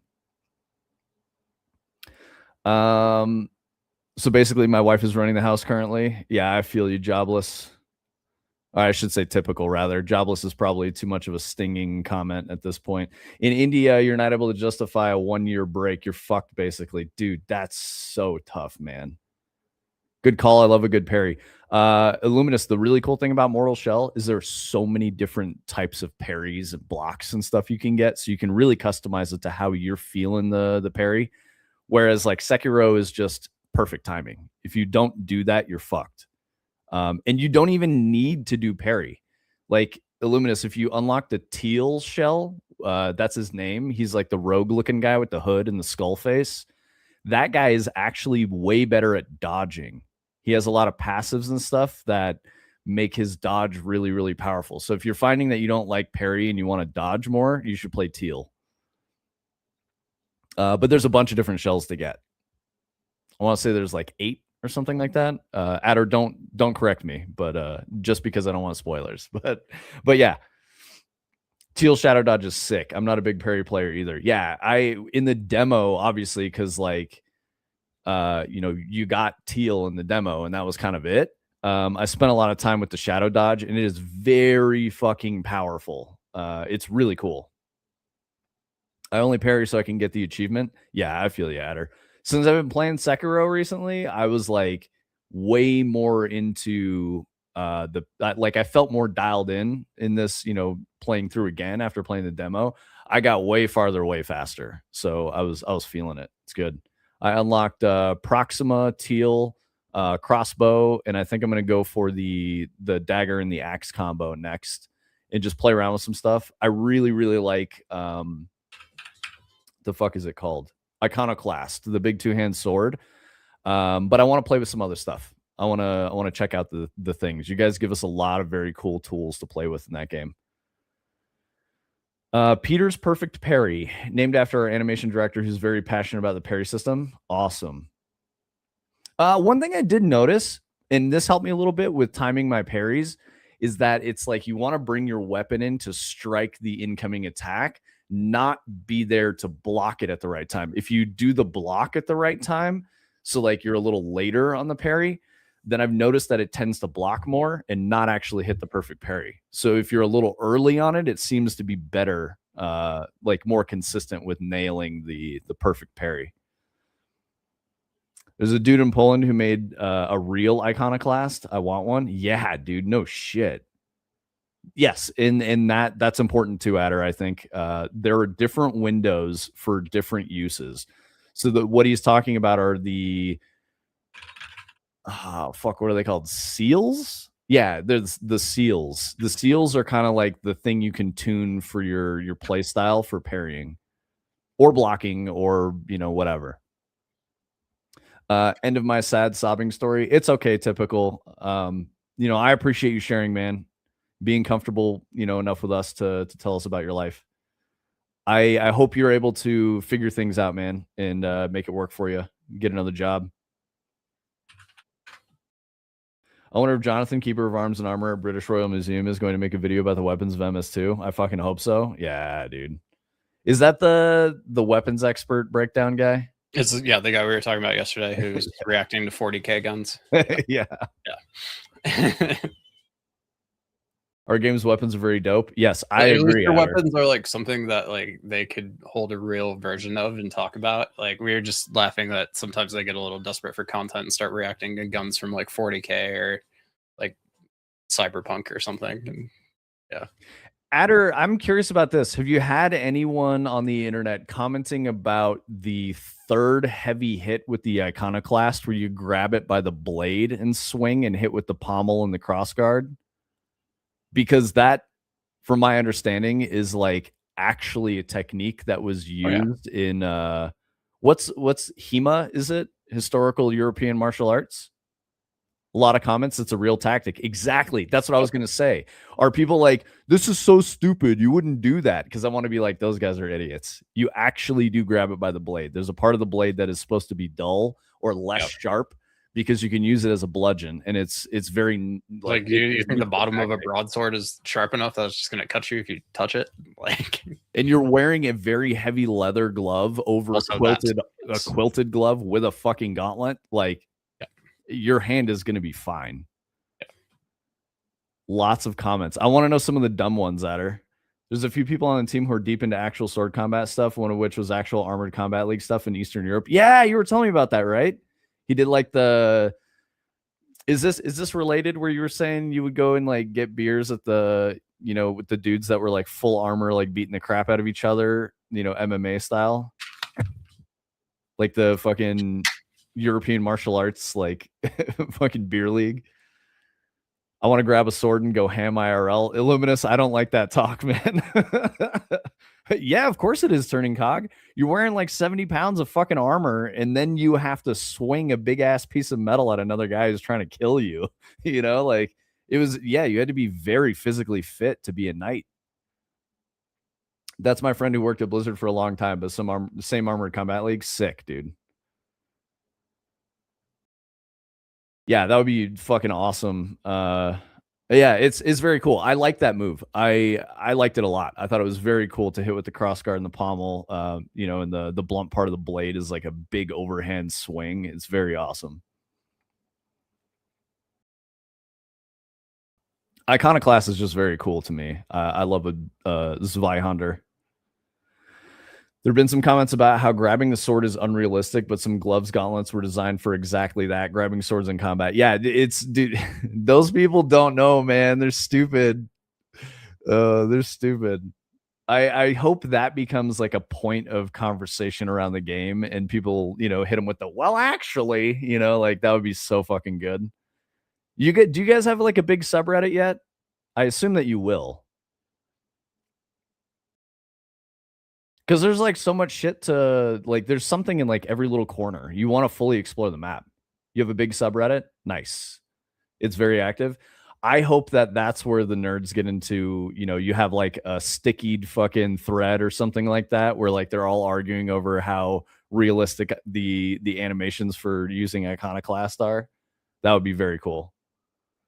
I think that's like a very positive sign of a healthy game, when people are debating the realism of the the moves in the game, because that means they're so immersed that they're like, it does get pretty sweaty in the comments threads. Almost all our combat animation is mocap. Hell yeah. Hell yeah. I mean, it shows, dude. It looks really good. I think when we were talking about the demo, the character felt a little floaty, and it still does a bit, but it's okay. I'm used to it, and it doesn't affect my enjoyment of the game, if that makes sense. I like the snappier movement, especially for like some wacky, combat situations you can get in. And I really like, at least it seemed to me, even if you're getting attacked from behind, if you time your block at the right time, you'll be fine because you can parry it. That was super satisfying. There's like really, really early in the very first area, you come out of the first like cleansed beacon, and there's a dude to the right that is like the medium aggro general dork guy that attacks with a sword, and he hits pretty fast. And I was running towards the crossbow guy, and I knew this guy was going to attack, and I just on instinct hit parry, and I like put the Iconoclast behind myself and like deflected his blow and then fucking killed him, and that felt super awesome. I really appreciate how well designed that entire run from that first beacon to the second one is, because that's going to filter people who are not going to make it through this game, because it's not necessarily easy to get through that, and I think it kind of sets you up for what to expect. But just like even those first two dudes, it's like if you die, you got to go through them again, and sometimes like you kill both of them and you take no damage and you parry everything and it feels amazing, and sometimes like they literally almost kill you and you don't even get through that first zone and you're like, fuck, I gotta try again. Like, I don't know, it's really well done. Yeah, I love that. Tar Golem was really cool. Like, just the beginning of the game is so good. It's just getting through like all of that, and then you have the summoner guy that you have to fight who doesn't come back, luckily. But then there's like the lance guy after that before you get to the next one, and it's like you got to get all the way to him through a bunch of enemies, still have enough health to fight him, and then you can get through the next one. And yeah, I bet you a lot of people are going to get filtered right there. I loved how the pacing of the combat encounters was done in that beginning area where you fight like the ogre guy with the big ass rock, and you're like, oh man, I finally beat him. And then you come up on the guy with the pole axe, and you're like, oh shit. Yep. And then you die, and you have to go all the way back through. And personally, I hate the room with the ogre guy more than any other part of that. And it's never fun. But the poleaxe guy fucking has my number. Guy is hard, but I don't know. It's just like I have to fight this fucking ogre guy, and then I got to fight the poleaxe guy. I despise the ogre guy. Adder, please don't change. Like, I know you don't have any say over this, but I think it's very well designed. Please do not change the balance. Yeah, no, it's good. Area. It's sets expectations correctly, I think. So. Yeah, dude, you're not wrong. Poleaxe takes noobs lunch money 100%, dude. That guy is like, beating me up and stuffing me in a locker every time I come around. His combos are brutal. Like, he'll get you 3 times and you're not ready for it at all.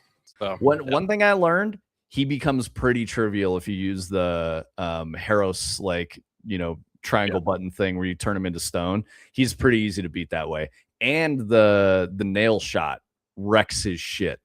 So if he's like mid swing and you blast him with the shotgun, it staggers him and he takes huge damage.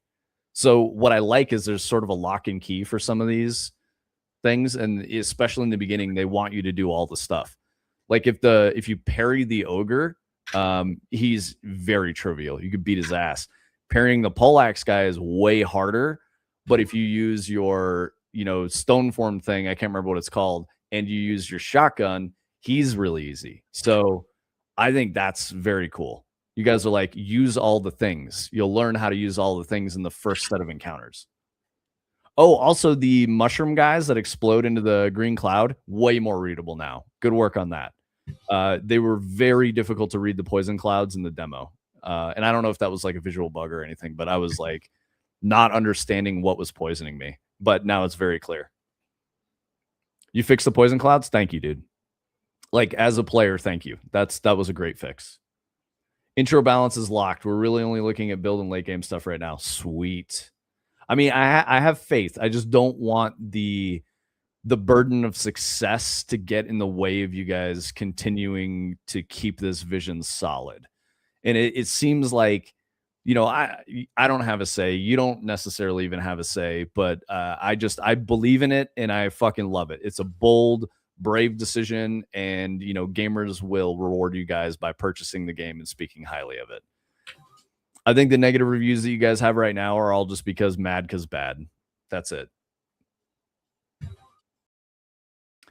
Let's see. Turning Cog, you were saying I can't wait to play this weekend. Didn't finish the demo, but I assume it's a whole different experience to play the full game. It was fun, but I didn't feel it gave me the room to breathe after a bit. It can be pretty oppressive, Turning Cog, but I'm happy to, you know, talk you through some things and like give you some ideas on how to handle some encounters if you want to. It's a hard game. And I think anyone who says otherwise is being a douchebag. It's a hard game. And it's okay. Like I believe in hard games. I love them. I think they're so much better than an easy game. Damn good. What's up, mocap? Yeah, exactly, dude. We're only changing what we need to. Our conversations internally are very frank about it being fixing broken experiences and leaving everything else. Rough edges are what makes it great. Yes. Yes, Adder. See, this is why I'm saying I have faith. I believe in the team to make good choices. I just really like it's so tricky, you know. You get enough success. I mean, yeah, thankfully you guys have a really small team. Something around like 30 or something like that. Exactly, Val. Everything is for casuals these days. Fuck that shit, dude. I don't. What's the point, you know? I'm not trying to play fucking mixtape. I'm trying to play something that I feel good about, that's rewarding, that is, you know, taught me some shit. 30 with all the contractors in business, 15 core team. It's wild that you guys made such a good game with such a small team. It's so fucking awesome. It's that makes me believe in that, you know, the game industry has a bright future, because there's, you know, in 2.5 years too, pretty nuts, very nuts, dude. Very nuts. That's incredibly like inspiring and makes me feel hopeful. But yeah, Turning Cog, I know the game is tough. I'm down if you want, you know, like this weekend you're playing and you're like, man, I don't know what to do. Like, hit me up, man. I'll come hang out with you and we can chat about it and give you some suggestions and stuff. Good question, mocap. Were you leveraging systems from the first game, Adder? I don't know. So you know, Adder, I think this is probably no secret, but I didn't play the first one. It didn't get great reviews. I feel like Adder told us they like started from scratch on this one. But yeah, I can't remember for sure. Yeah, and I can help you find the shells, Turning Cog. It's pretty rough until you get good at some of the very, you know, core basic mechanic type things. Complete scratch aside from bringing over some secondary animation and some character designs. Outstanding. That's a really smart direction to go with. It seems like, you know, the leadership had faith in the IP, and they wanted to just make a better game, which I think is very good. Oh yeah, actually, Turning Cog, you could do that until you get good at the game. Take Teal and the Slayer Seal. Both of those are very easy to get at the early part of the game, and it'll make it way softer on the difficulty for you. I was running around last night using the Parry Seal. Ugh, Jesus, bro, that is extremely punishing if you fuck up. Like, you miss your timing twice and you're dead. Yeah, if you equip the Slayer Seal, achievements are completely turned off for that save file. Is that one time? If you put it on one time, it just turns off your achievements? because that's a good thing. I know it's in red and it's all over it. Cannot turn them back on. Okay, so you have to start a brand new save. Yeah, exactly, turning cog. And you guys made a game with so much depth that like there's so much meat for content creators too. It's so well done. You just make a game for the gamers, bro. That's all they want. I should say that's all we want. I'm a gamer, you know? Turning cog is fucking mether pilled now. He's trying to collect all the ova. It's been an internal debate if players can unequip and get achievements back, but I can understand why we don't do that. I think it's a good decision. Maybe the only thing I would add is, and this is stupid, but just a confirmation dialogue to be like, are you sure you want to put this on? I don't even know if you have it, but if it's like, you know, a text box that's like, if you put this on, you're going to have to redo the save, but it can make the gameplay a lot easier so that you can learn systems and then try again later if you want to go for all the achievements. Players will mod it if they really want it. There's 2 warning windows, giant bold red text if you hover over it. Cool. I think you're fine. You know, as a gamer who can read and understand words, it was very clear to me that if I put that on, it's going to turn off my achievements, so I didn't touch it.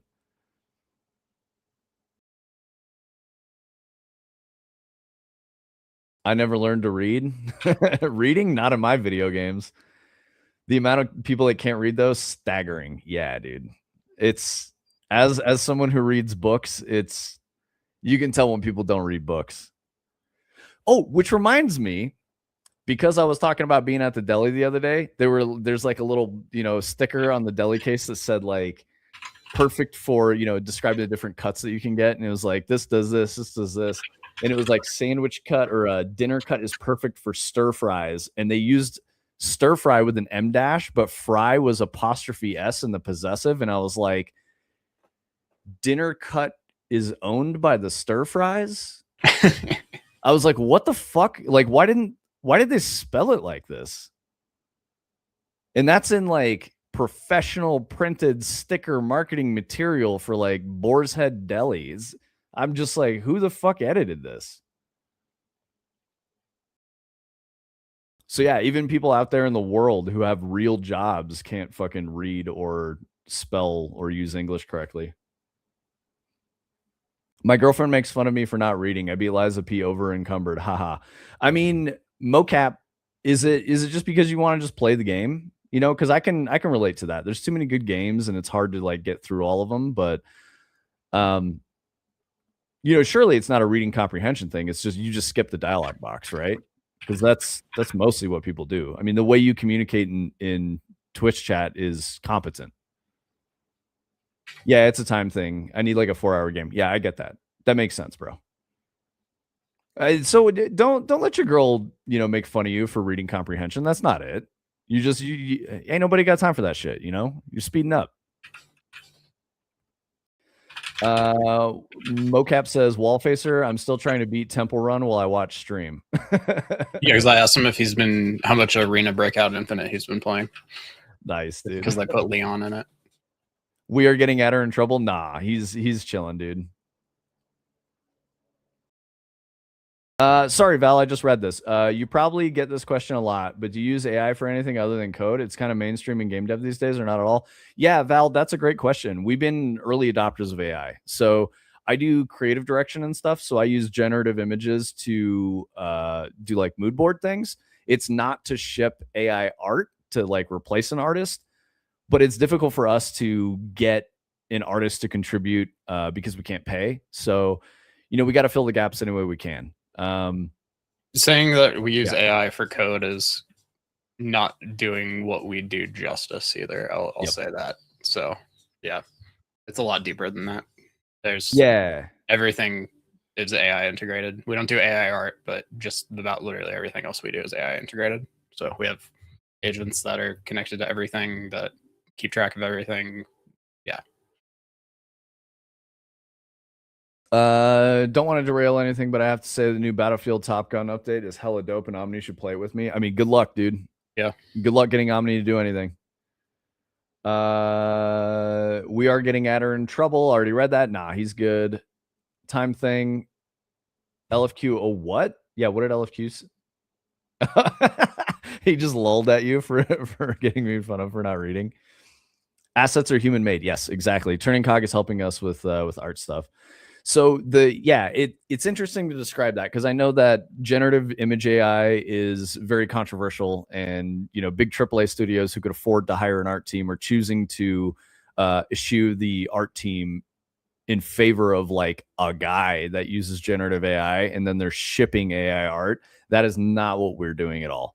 I've seen this discussion about how it's like really ironic that you see AAA games actually ship AI art and people get mad about it, but they effectively get away with it. Yep. But if like an indie dev does it, they're like literally burned at the stake. Like the community is like, you cannot buy this game. You should not support this person. They used AI art. And it's like, we treat the people who cannot afford to pay people for art that way, but we don't do it to the ones that can. And it's just insane. But that's beside the argument here. We don't do AI art anyway. So yeah, Val, this shit gets us heated because it's really stupid. The people who are vocally anti-AI are terminally online. They don't understand it. They don't use it. We've been using it. We do. Yeah. Yeah, we've been using it for like over 3 years or 3 years now, something like that, in like everyday practice. Just trying to figure out how to integrate it to make us more effective as a very, very small team. And it's been massively good for us. So yeah.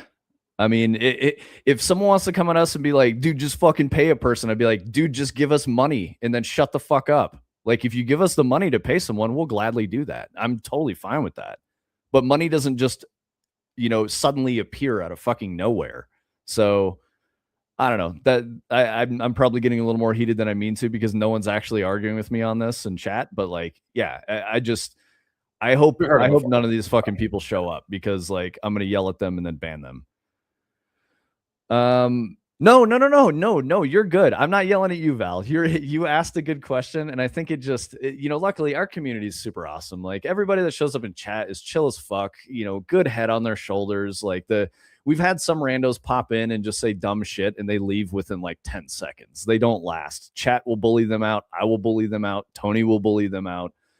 We're not here for that. We're here to help each other and, help people make cool shit, man. Like that's the important part. Val, I'll say this. So I've been, a lifelong gamer. I got into making video games professionally, and I've been doing this for a while. And it really made me sad to see the public discourse on the internet between gamers and game devs in this adversarial relationship. So while I understand that this is a very risky course of action because it opens us up for a lot of like potential liability and, negativity and haters in here. I think I believe that genuine conversation can fix the relationship between gamers and game devs. When a gamer goes like, lazy devs, why didn't you just fucking do this? And then the game dev goes, shut up, you fucking chud, you don't understand, and we hate you. Like that doesn't benefit anyone. Like it's not a good idea. It's really stupid. So that's kind of why I thought this was a good idea to come into here, is to be like, well, maybe we can make an impact on the industry by changing the way communication works between devs and gamers. They did quite a bit of market research on it and having user-facing assets as per Steam's definition and getting the AI-made tag on Steam has a material impact on sales. Yes, it does. It seems to half the magnitude of success relative to similar games. The overall percentage of games succeeding is roughly the same, but the magnitude of success is definitely impacted. And you don't have to check that box if you don't do AI art or AI sound or anything like that. So just don't do it. Like you can do AI code all day. You don't have to check the box. So yeah, exactly. Turning Cog. Grown men are, complaining about spending $20 or something like that. Yeah. Yep. That was a person who's never had a job in their life. They just assume when you become an adult, money just is free. A lot of math is dumb and complicated. So what if the robot did it? Yeah. I mean, robots are pretty good at math, dude. For me, I prefer a game with AI assisted things in it over not having a game at all. 100% understand the financial part. Yeah, exactly, Val. No one gives a shit about using it as code, just avoid, for code, just avoid the assets. I like that a lot. Nothing worse than a dev team that doesn't listen to their player base and doesn't even play their own game, not looking at anyone embark. So Val, I'll say this. It's not that I'm going to listen and take every suggestion because we definitely won't do that. But we're not going to be dicks about it. It's more about having an honest conversation, I think. Like that's the reality. I want to have an honest conversation. And that requires good faith from both positions, right? So if someone comes in from a bad faith position, they can go fuck themselves and they will no longer have the luxury of typing in chat, right? Like it's that easy. Including even if you create all your dialogue and quests and then use an AI to translate it, you still have to check the AI made checkbox. I mean, how would they know, Graham? Very good point. How would they know? We're going to get to a point here, I think, where it will be harder for people to be upset about it because it will be hard for them to tell. Yeah. Right now, it's pretty easy to tell because it looks lazy, it looks low effort, it looks bad, and you know that they opted for this worse outcome in order to pay a human less money, and that is negative in every way, shape, and form. But if you weren't aware that it was happening, I don't know.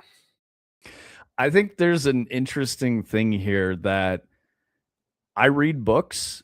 I know how to use punctuation pretty well. I wouldn't say, mastery level, but definitely expert level.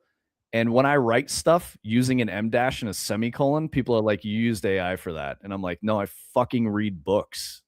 Like that shit drives me crazy. Because apparently semicolons and M dashes are like hallmarks of AI because AI doesn't give you bad grammar. The way that AI writes an M dash is usually the giveaway because you have to. They don't just write like a dash like you would just press the key on your keyboard. They do like the weird like double dash, but it like condenses into like a It's weird like Unicode or whatever. Yeah, and so like if you see that and somebody is writing, no question, just probably copy and paste it out of an AI. But a normal dash, just like a typed a dash on the keyboard, dash space dash or whatever, then that's normal. That's not AIs don't do that. And people get that confused too. They just start accusing everybody who uses a dash of writing with AI.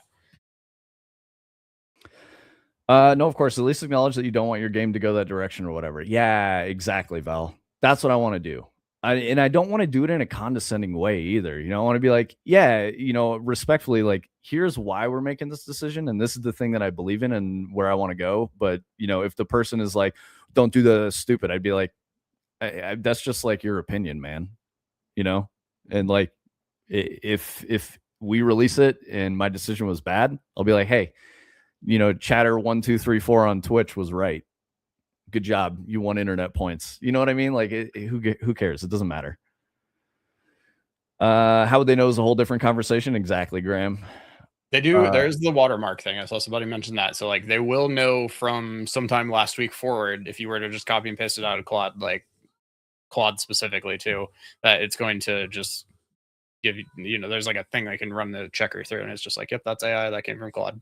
It came from this user on this date. This was the prompt they typed. All of that is going to be embedded in your prompts now. So there's an industry to remove watermarking. That's crazy, dude. Yep. And also like Grok and Gemini came out same day and we're like, you don't have to turn the watermarks on ours if you don't want to. And Claude doesn't let you do that. I will say this. This is kind of an interesting like moral question to pose. If you're cheating in a video game, that's bullshit. Don't cheat in a video game, especially if it's multiplayer. If you're cheating in real life, what's the it's like Marines or Army. If you're not cheating, you're not trying hard enough. I mean, that makes more sense. When the stakes are like, you might die, maybe you should cheat a little bit. You know what I mean? Like, where's the honor in being a corpse, right? Like, you fucking lost. Your opinion doesn't matter anymore, right? Because you're not around to argue about it. Being abstract and philosophical with it, obviously. If I'm cheating in a single player game, it's my own fucking business. It's also soft as fuck, turning cog. Don't cheat, bro. I believe in you. You can do that shit. Get good. Develop some new life skills. Overcome challenges. It's personal growth. But you know, I used the Game Genie when I was 8. I cheated at some video games and then I got bored. Because they do it from the use of words. AI will use certain words at a frequency that are detectable by systems, mostly blend in enough to not be detectable by people. Yeah, Graham, I think those people don't read books, man. Queen Anne says, I don't see the need to localize the game if your budget is small enough that you're having issues paying for localization service. Fucking bingo, Queen Anne. I love that shit. Same, you know, I will go so far as to say weird accessibility features that are prohibitively expensive, like an arachnophobia filter. If you have spider monsters in your game, you don't need to do that if you're an indie. You just don't.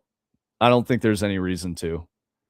Obviously, you're going to filter some players out, but you got to do a cost benefit analysis, right? Like, is it worth us spending an extra, you know, fucking month of dev time to just add in this thing that we consider an accessibility feature to like virtue signal because maybe we'll get more sales? No, those people don't fucking care. The people who are going to buy your game are the ones who care about good game first. It's like numbers, right? Numbers have a statistical probability of appearing in a certain order. That's how they spot fake financial accounts. Words are the same way. Oh yeah, I forgot you did like forensic accounting or some shit, Graham. This guy plays Sims with max money. Yo, Val calling out Turning Cog. I love it. Yes, dude. First, welcome, Val. You're in the club. You're in the club, dude. Yep. Razzing Turning Cog first day chatter. Fucking goated, dude. he types rosebud semicolon exclamation point over and over and over. Oh shit, so good. I don't know. I always saw the goal of art as self-expression and gaining skills and abilities, and AI seems antithetical to that. I think cheating in this case makes you reliant on something external to yourself in an unhealthy way. Yeah, dude. I really like that philosophical position, Mocap. That's great. What's up, Vigil? How you doing, brother? We're chilling, man. First day, dude, I read that as first day in class, and this dude is roasting me. Bro, you don't even go to this school, Val. That's Turning Cog right now. That's his defense. You don't even know my friends. Why are you at this birthday party? Taking care of the little one? Nice, man. I hope we can, you know, entertain you for a little bit. We've only got about 3 minutes left on stream. Pat, if you are still gaming, you should check out Mortal Shell 2. One of our good friends and community members, Adder, worked on that game, and it just came out into early access, or not early access, pre-release, early playtime or whatever. If you digitally pre-ordered it, you could have been playing on like Monday, but yeah, it comes out tomorrow. Physical editions, I think, are all sold out. You're still gaming? Yeah, Mortal Shell 2 is fucking awesome. And one of the devs is in our chat. His name is Adder. You know, tech artist, lighting, cinematics. He did all the wonderful like lighting visuals and shit and moods for this game. So we are so proud of that dude. Well, yeah, he's a cool fucking guy. And you know, he's very good at what he does. He's been making games for a long time. We actually worked together on Destiny. He was at a partner studio. I was at Bungie, but yeah, we probably interacted, you know, once or twice. Yeah, very cool guy. We are so proud of that dude. Yes. Yeah, Mortal Shell 2. I fucking love it. It's very, very good. Congrats on the hard work. Yeah, dude, it's paying off so well for them. For some context, 2.5 years to make the game. Small team of like 30 people, core of 15, and they fucking dropped a banger. They were #1 on Steam for like, what do you say, 72 hours for like the top game being, you know, bought or wishlisted or whatever. So very, very cool. Adder's been supportive of your game dev journey for the last 5 years, Turning Cog. Yeah, didn't you bring him in here, or did he just find us? And also, yeah, Adder's just such a good dude. Also, you know, Val, since you're new, like Adder's in Discord. You know, we chat with Adder often. He's very helpful. If anyone has a question about tech stuff that he can help with, he's usually very happy to answer questions. So yeah, man. Let me throw another set of links for you guys here. If you want to join the Discord, it's going to be the best way to keep in touch with us. We only stream for 4 hours a week, so it can be really hard to give people individualized attention on stream. But if you want to talk about things, you need some help puzzling through something, we try to help people as much as we can.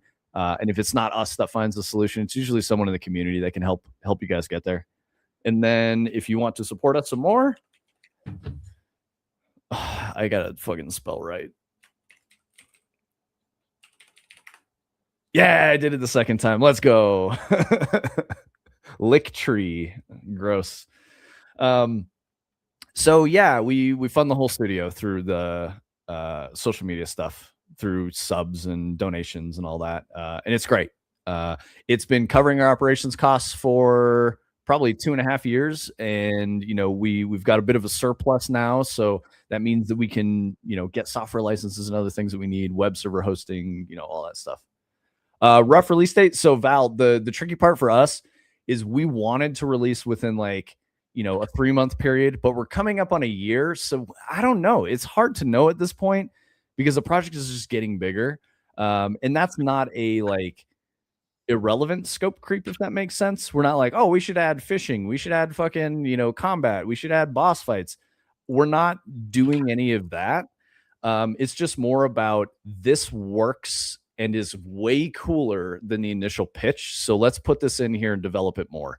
I'm being vague on purpose because we're at the point where some of the things we're doing are actually going to be spoilers. And since this is like an experience-based game, avoiding the spoilers is pretty important because, you got to play it, see what it's like. It's not going to be super long, 2+ hours seems good. So yeah, soon TM. I would like to release this year. It is possible that it doesn't come out this year, but I think we're going to be okay. I think we'll be able to hit probably early holiday season, maybe Thanksgiving or Christmassy time sometime this year, but who knows? It all depends on how much work we can get done. So features are coming along very well. We've got probably 2 levels that need a significant amount of more development, but we've got 3 levels that are feeling pretty solid and are getting polished up and everything's going in and getting plugged in and set up well. And then once we get to that point, it's going to be playing a lot of the game, bug fixing, polishing the experience, making sure it's better. And then when it's ready, it'll be out.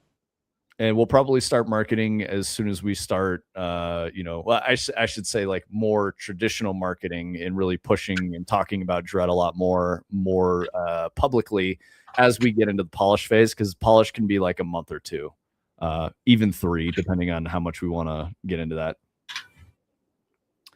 Scope Creek bit us in the ass. Been chasing women all summer. Yeah, he has. Yeah, 0 restraining orders. Turning Cog's steak is too juicy, as he says. His lobster's too buttery.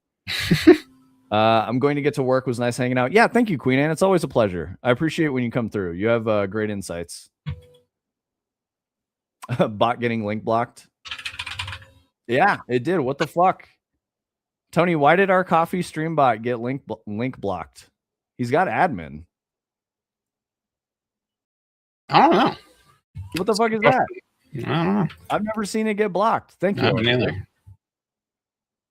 That's fucking crazy.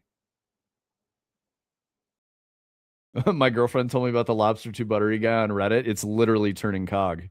I mean, I don't know what you're referencing. I don't mean to disparage him if that's a crazy post. I don't know anything about it. It's just a post of some guy complaining about how hard his not hard life is, and somebody replies with my steak is too juicy, my lobster's too buttery, or something like that. That's where it came from. Yeah. He's like, man, I get steak and lobster 6 days a week, and it's too hard. I'm getting gout. Is it that kind of shit? I can't remember what the premise is, but yeah, something like that. That's not what I look like, so it's not me. Is there a picture included? That's some crazy Redditor behavior. I'm gonna pull it up off screen and see if we can talk about it. Hold on. Oh, because it might be some crazy shit he's talking about. Let's see.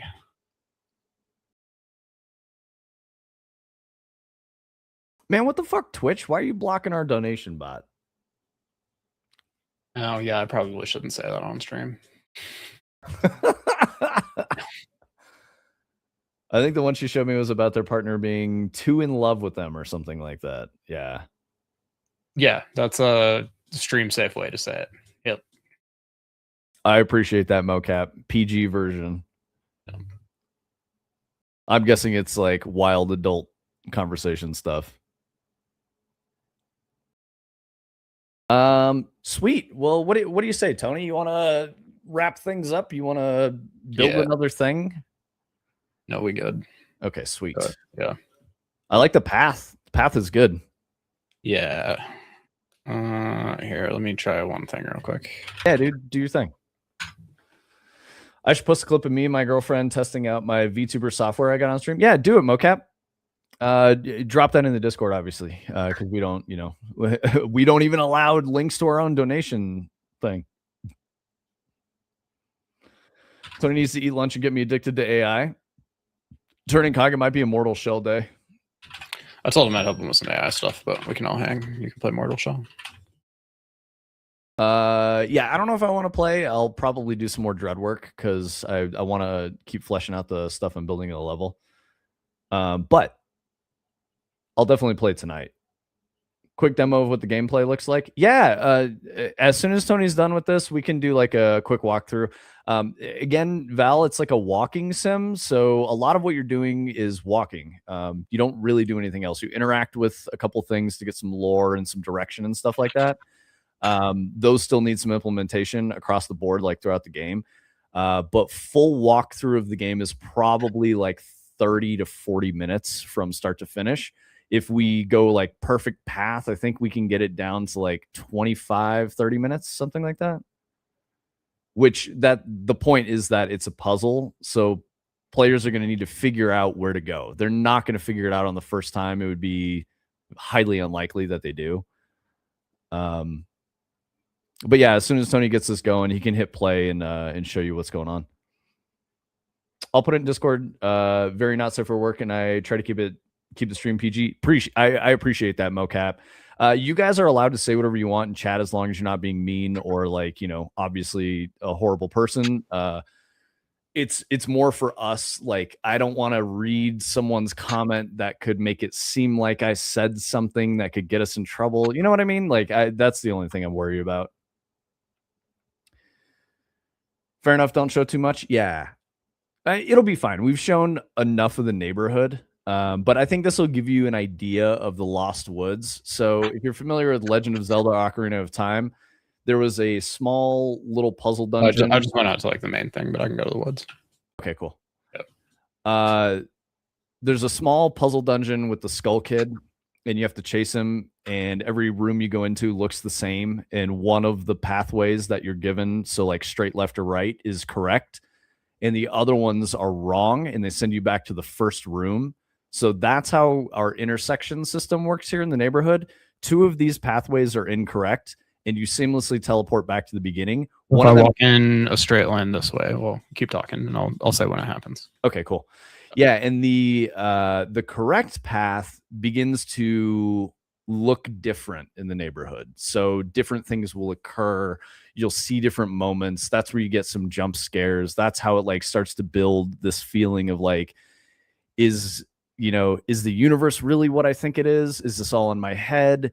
Am I going insane? Like, those are the vibes we want to go for. So I don't know if you're familiar with the King in Yellow. Okay, so now turn around. We're back here. So play in editor, there's a bit of a pop there, but it's we know about that. It doesn't do that in package build. Yes. I try to say fuck it enough to make it rated R. Yeah, what I mean by like PG is like subject matter, not necessarily curse words. I need to sort my thoughts and workflow more than anything and write some productivity tools so it's not crazy. Yeah, you're good. Absolutely. Come hang out, Turning Cog. So I'll teleport to the woods now. LFQ gotta need you to churn out way more fucks then. Yeah, exactly. He's doing his best, believe me. Oh, thank you, Val. I really appreciate that. I always worry because like this game is very difficult to explain. And I think that's kind of typical of the shit that I like, the ideas that I have. But when you see it, it like starts to click and people go like, whoa, what the fuck is this? This is cool. So that's that's always kind of how my professional career has gone creatively, right? Like, I know it'll work. It's hard to explain, but I know it'll work. A good comp game is Vartio, Vartio. It's a 20-minute pixel art 3D game. Yeah, it's similar to that. You basically just walk around. That was a big inspiration for this, but Tony and I really like, liminal spaces and fractals and stuff like that. So that's where we're leaning on this stuff. A lot of, all these visuals are unpolished. This is all like early past type stuff, right? Like Neighborhood is the most developed. Imagine it's hard to strike the right balance between obvious and impossible to figure out. And you have to think these things out pre-development. Exactly, Val. Yeah. And we've been thinking about it for like a year. So there's a lot of stuff that we've figured out. Yeah, when I first made that Neighborhood, it was just like I can't fucking figure out how to get through it. And it took a long time to get that to a point where it makes sense. So this is level 3. The forest is level 2. The forest is pretty short right now. That's what we're, focusing on fleshing out a little more. We want each chunk to be like 15, 20 minutes, I think, and that'll get us there. And when I say that, I mean golden path. The player has only made the correct choice. So I know that organically playing through the first time, players are going to get lost, and there's going to be a buffer there between, like 2x the normal time, ideally, before they figure it out, because I don't want them to get frustrated. So we're going to have to lean on how to make these clues about the correct path a little more heavy in certain cases where it's, this is all playtesting stuff. Making games is hard. But yeah, I think we're going to be okay with obvious and impossible to figure out. I talk about game design a lot. I do the yapping on the stream. One of the concepts is from like Disney Imagineering attraction design. So for like the theme parks, they use this term weenies in level design, or not level design, theme park design. And a weenie is like an obvious landmark that you can see as a guest that lets you know where you are at all times without thinking about it too much. And yeah, LFQ, the term weenie is literally that. It comes from like a anatomical reference. Times were different. Disney was a weird guy. That's where it comes from. It's a dick fur. Exactly, dude. I appreciate that reference, Turning Cog. Spies Like Us is one of my favorite movies. Cool. Let's get it wrapped up here, huh? Yeah, thank you, gang. LFQ, thank you so much for the gifters. We always appreciate you, man. Such a huge support. Brightside probably has the first record now at 0.29 seconds or some shit like that. So that's crazy, guys. Yeah, you're welcome, Mocap. Thank you, Mocap, for coming through. Always appreciate you in chat. Val, thank you for sticking around and hanging out with us. If you want to catch us tomorrow, we'll be live from 2 to 4 Mountain Time. So yeah, otherwise come through on Tuesday. Some days work for some people better than others. Tuesday tends to be our more active day. Thursdays kind of slow down a little bit. It's kind of in the afternoon towards the end of a work day for most people. So it makes sense. But this is our commitment. We do the same time, same day, every fucking week. And we've been doing that for 3 years. So, yeah, it's a pleasure. Do we raid someone? Do we have a regular? Stevie was on earlier. I don't know. The Stevie. Oh, she's on right now. Yeah, let's go hit Stevie. Yep. All right, gang. We're gonna send you over to Stevie. Sushi's already in there chatting away. He hates chatting with us, so yeah, we know he's there. So go give Sushi some shit and drop a bunch of trees. Yeah, tree spam. Give some trees from those wonderful gifteds you got from LFQ. Drop those in chat, and we will see y'all tomorrow. Thanks, guys.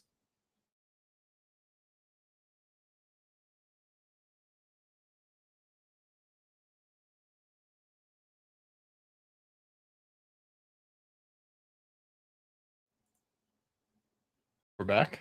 What the fuck? Yeah, I think we're back. Guys, something is going wrong with the raid. Let me try to refresh this. Yeah, try again. I'm going to refresh this and see if I can pull up Stevie directly. Can I do it from mod view? She might have gone offline right at the exact same time. No. Wait, here we go. Okay, no, I got her here. No, it's failing. Fuck. Why? Noob streamer. Yeah, I mean, we're not professional streamers, so I don't know, man. Let's see. It keeps failing on my end. Hold on. Yeah, see if you can send it through. I can try to reopen the window. She might have turned off raids. Yeah, well, I'm getting a Twitch error turning cog. I never go on to stream. Okay, raid. Stevie.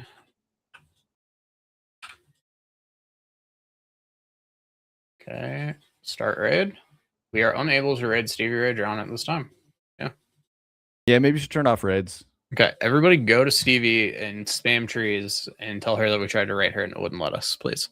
Yeah, let me get I'll drop a link directly to Stevie in chat for you guys.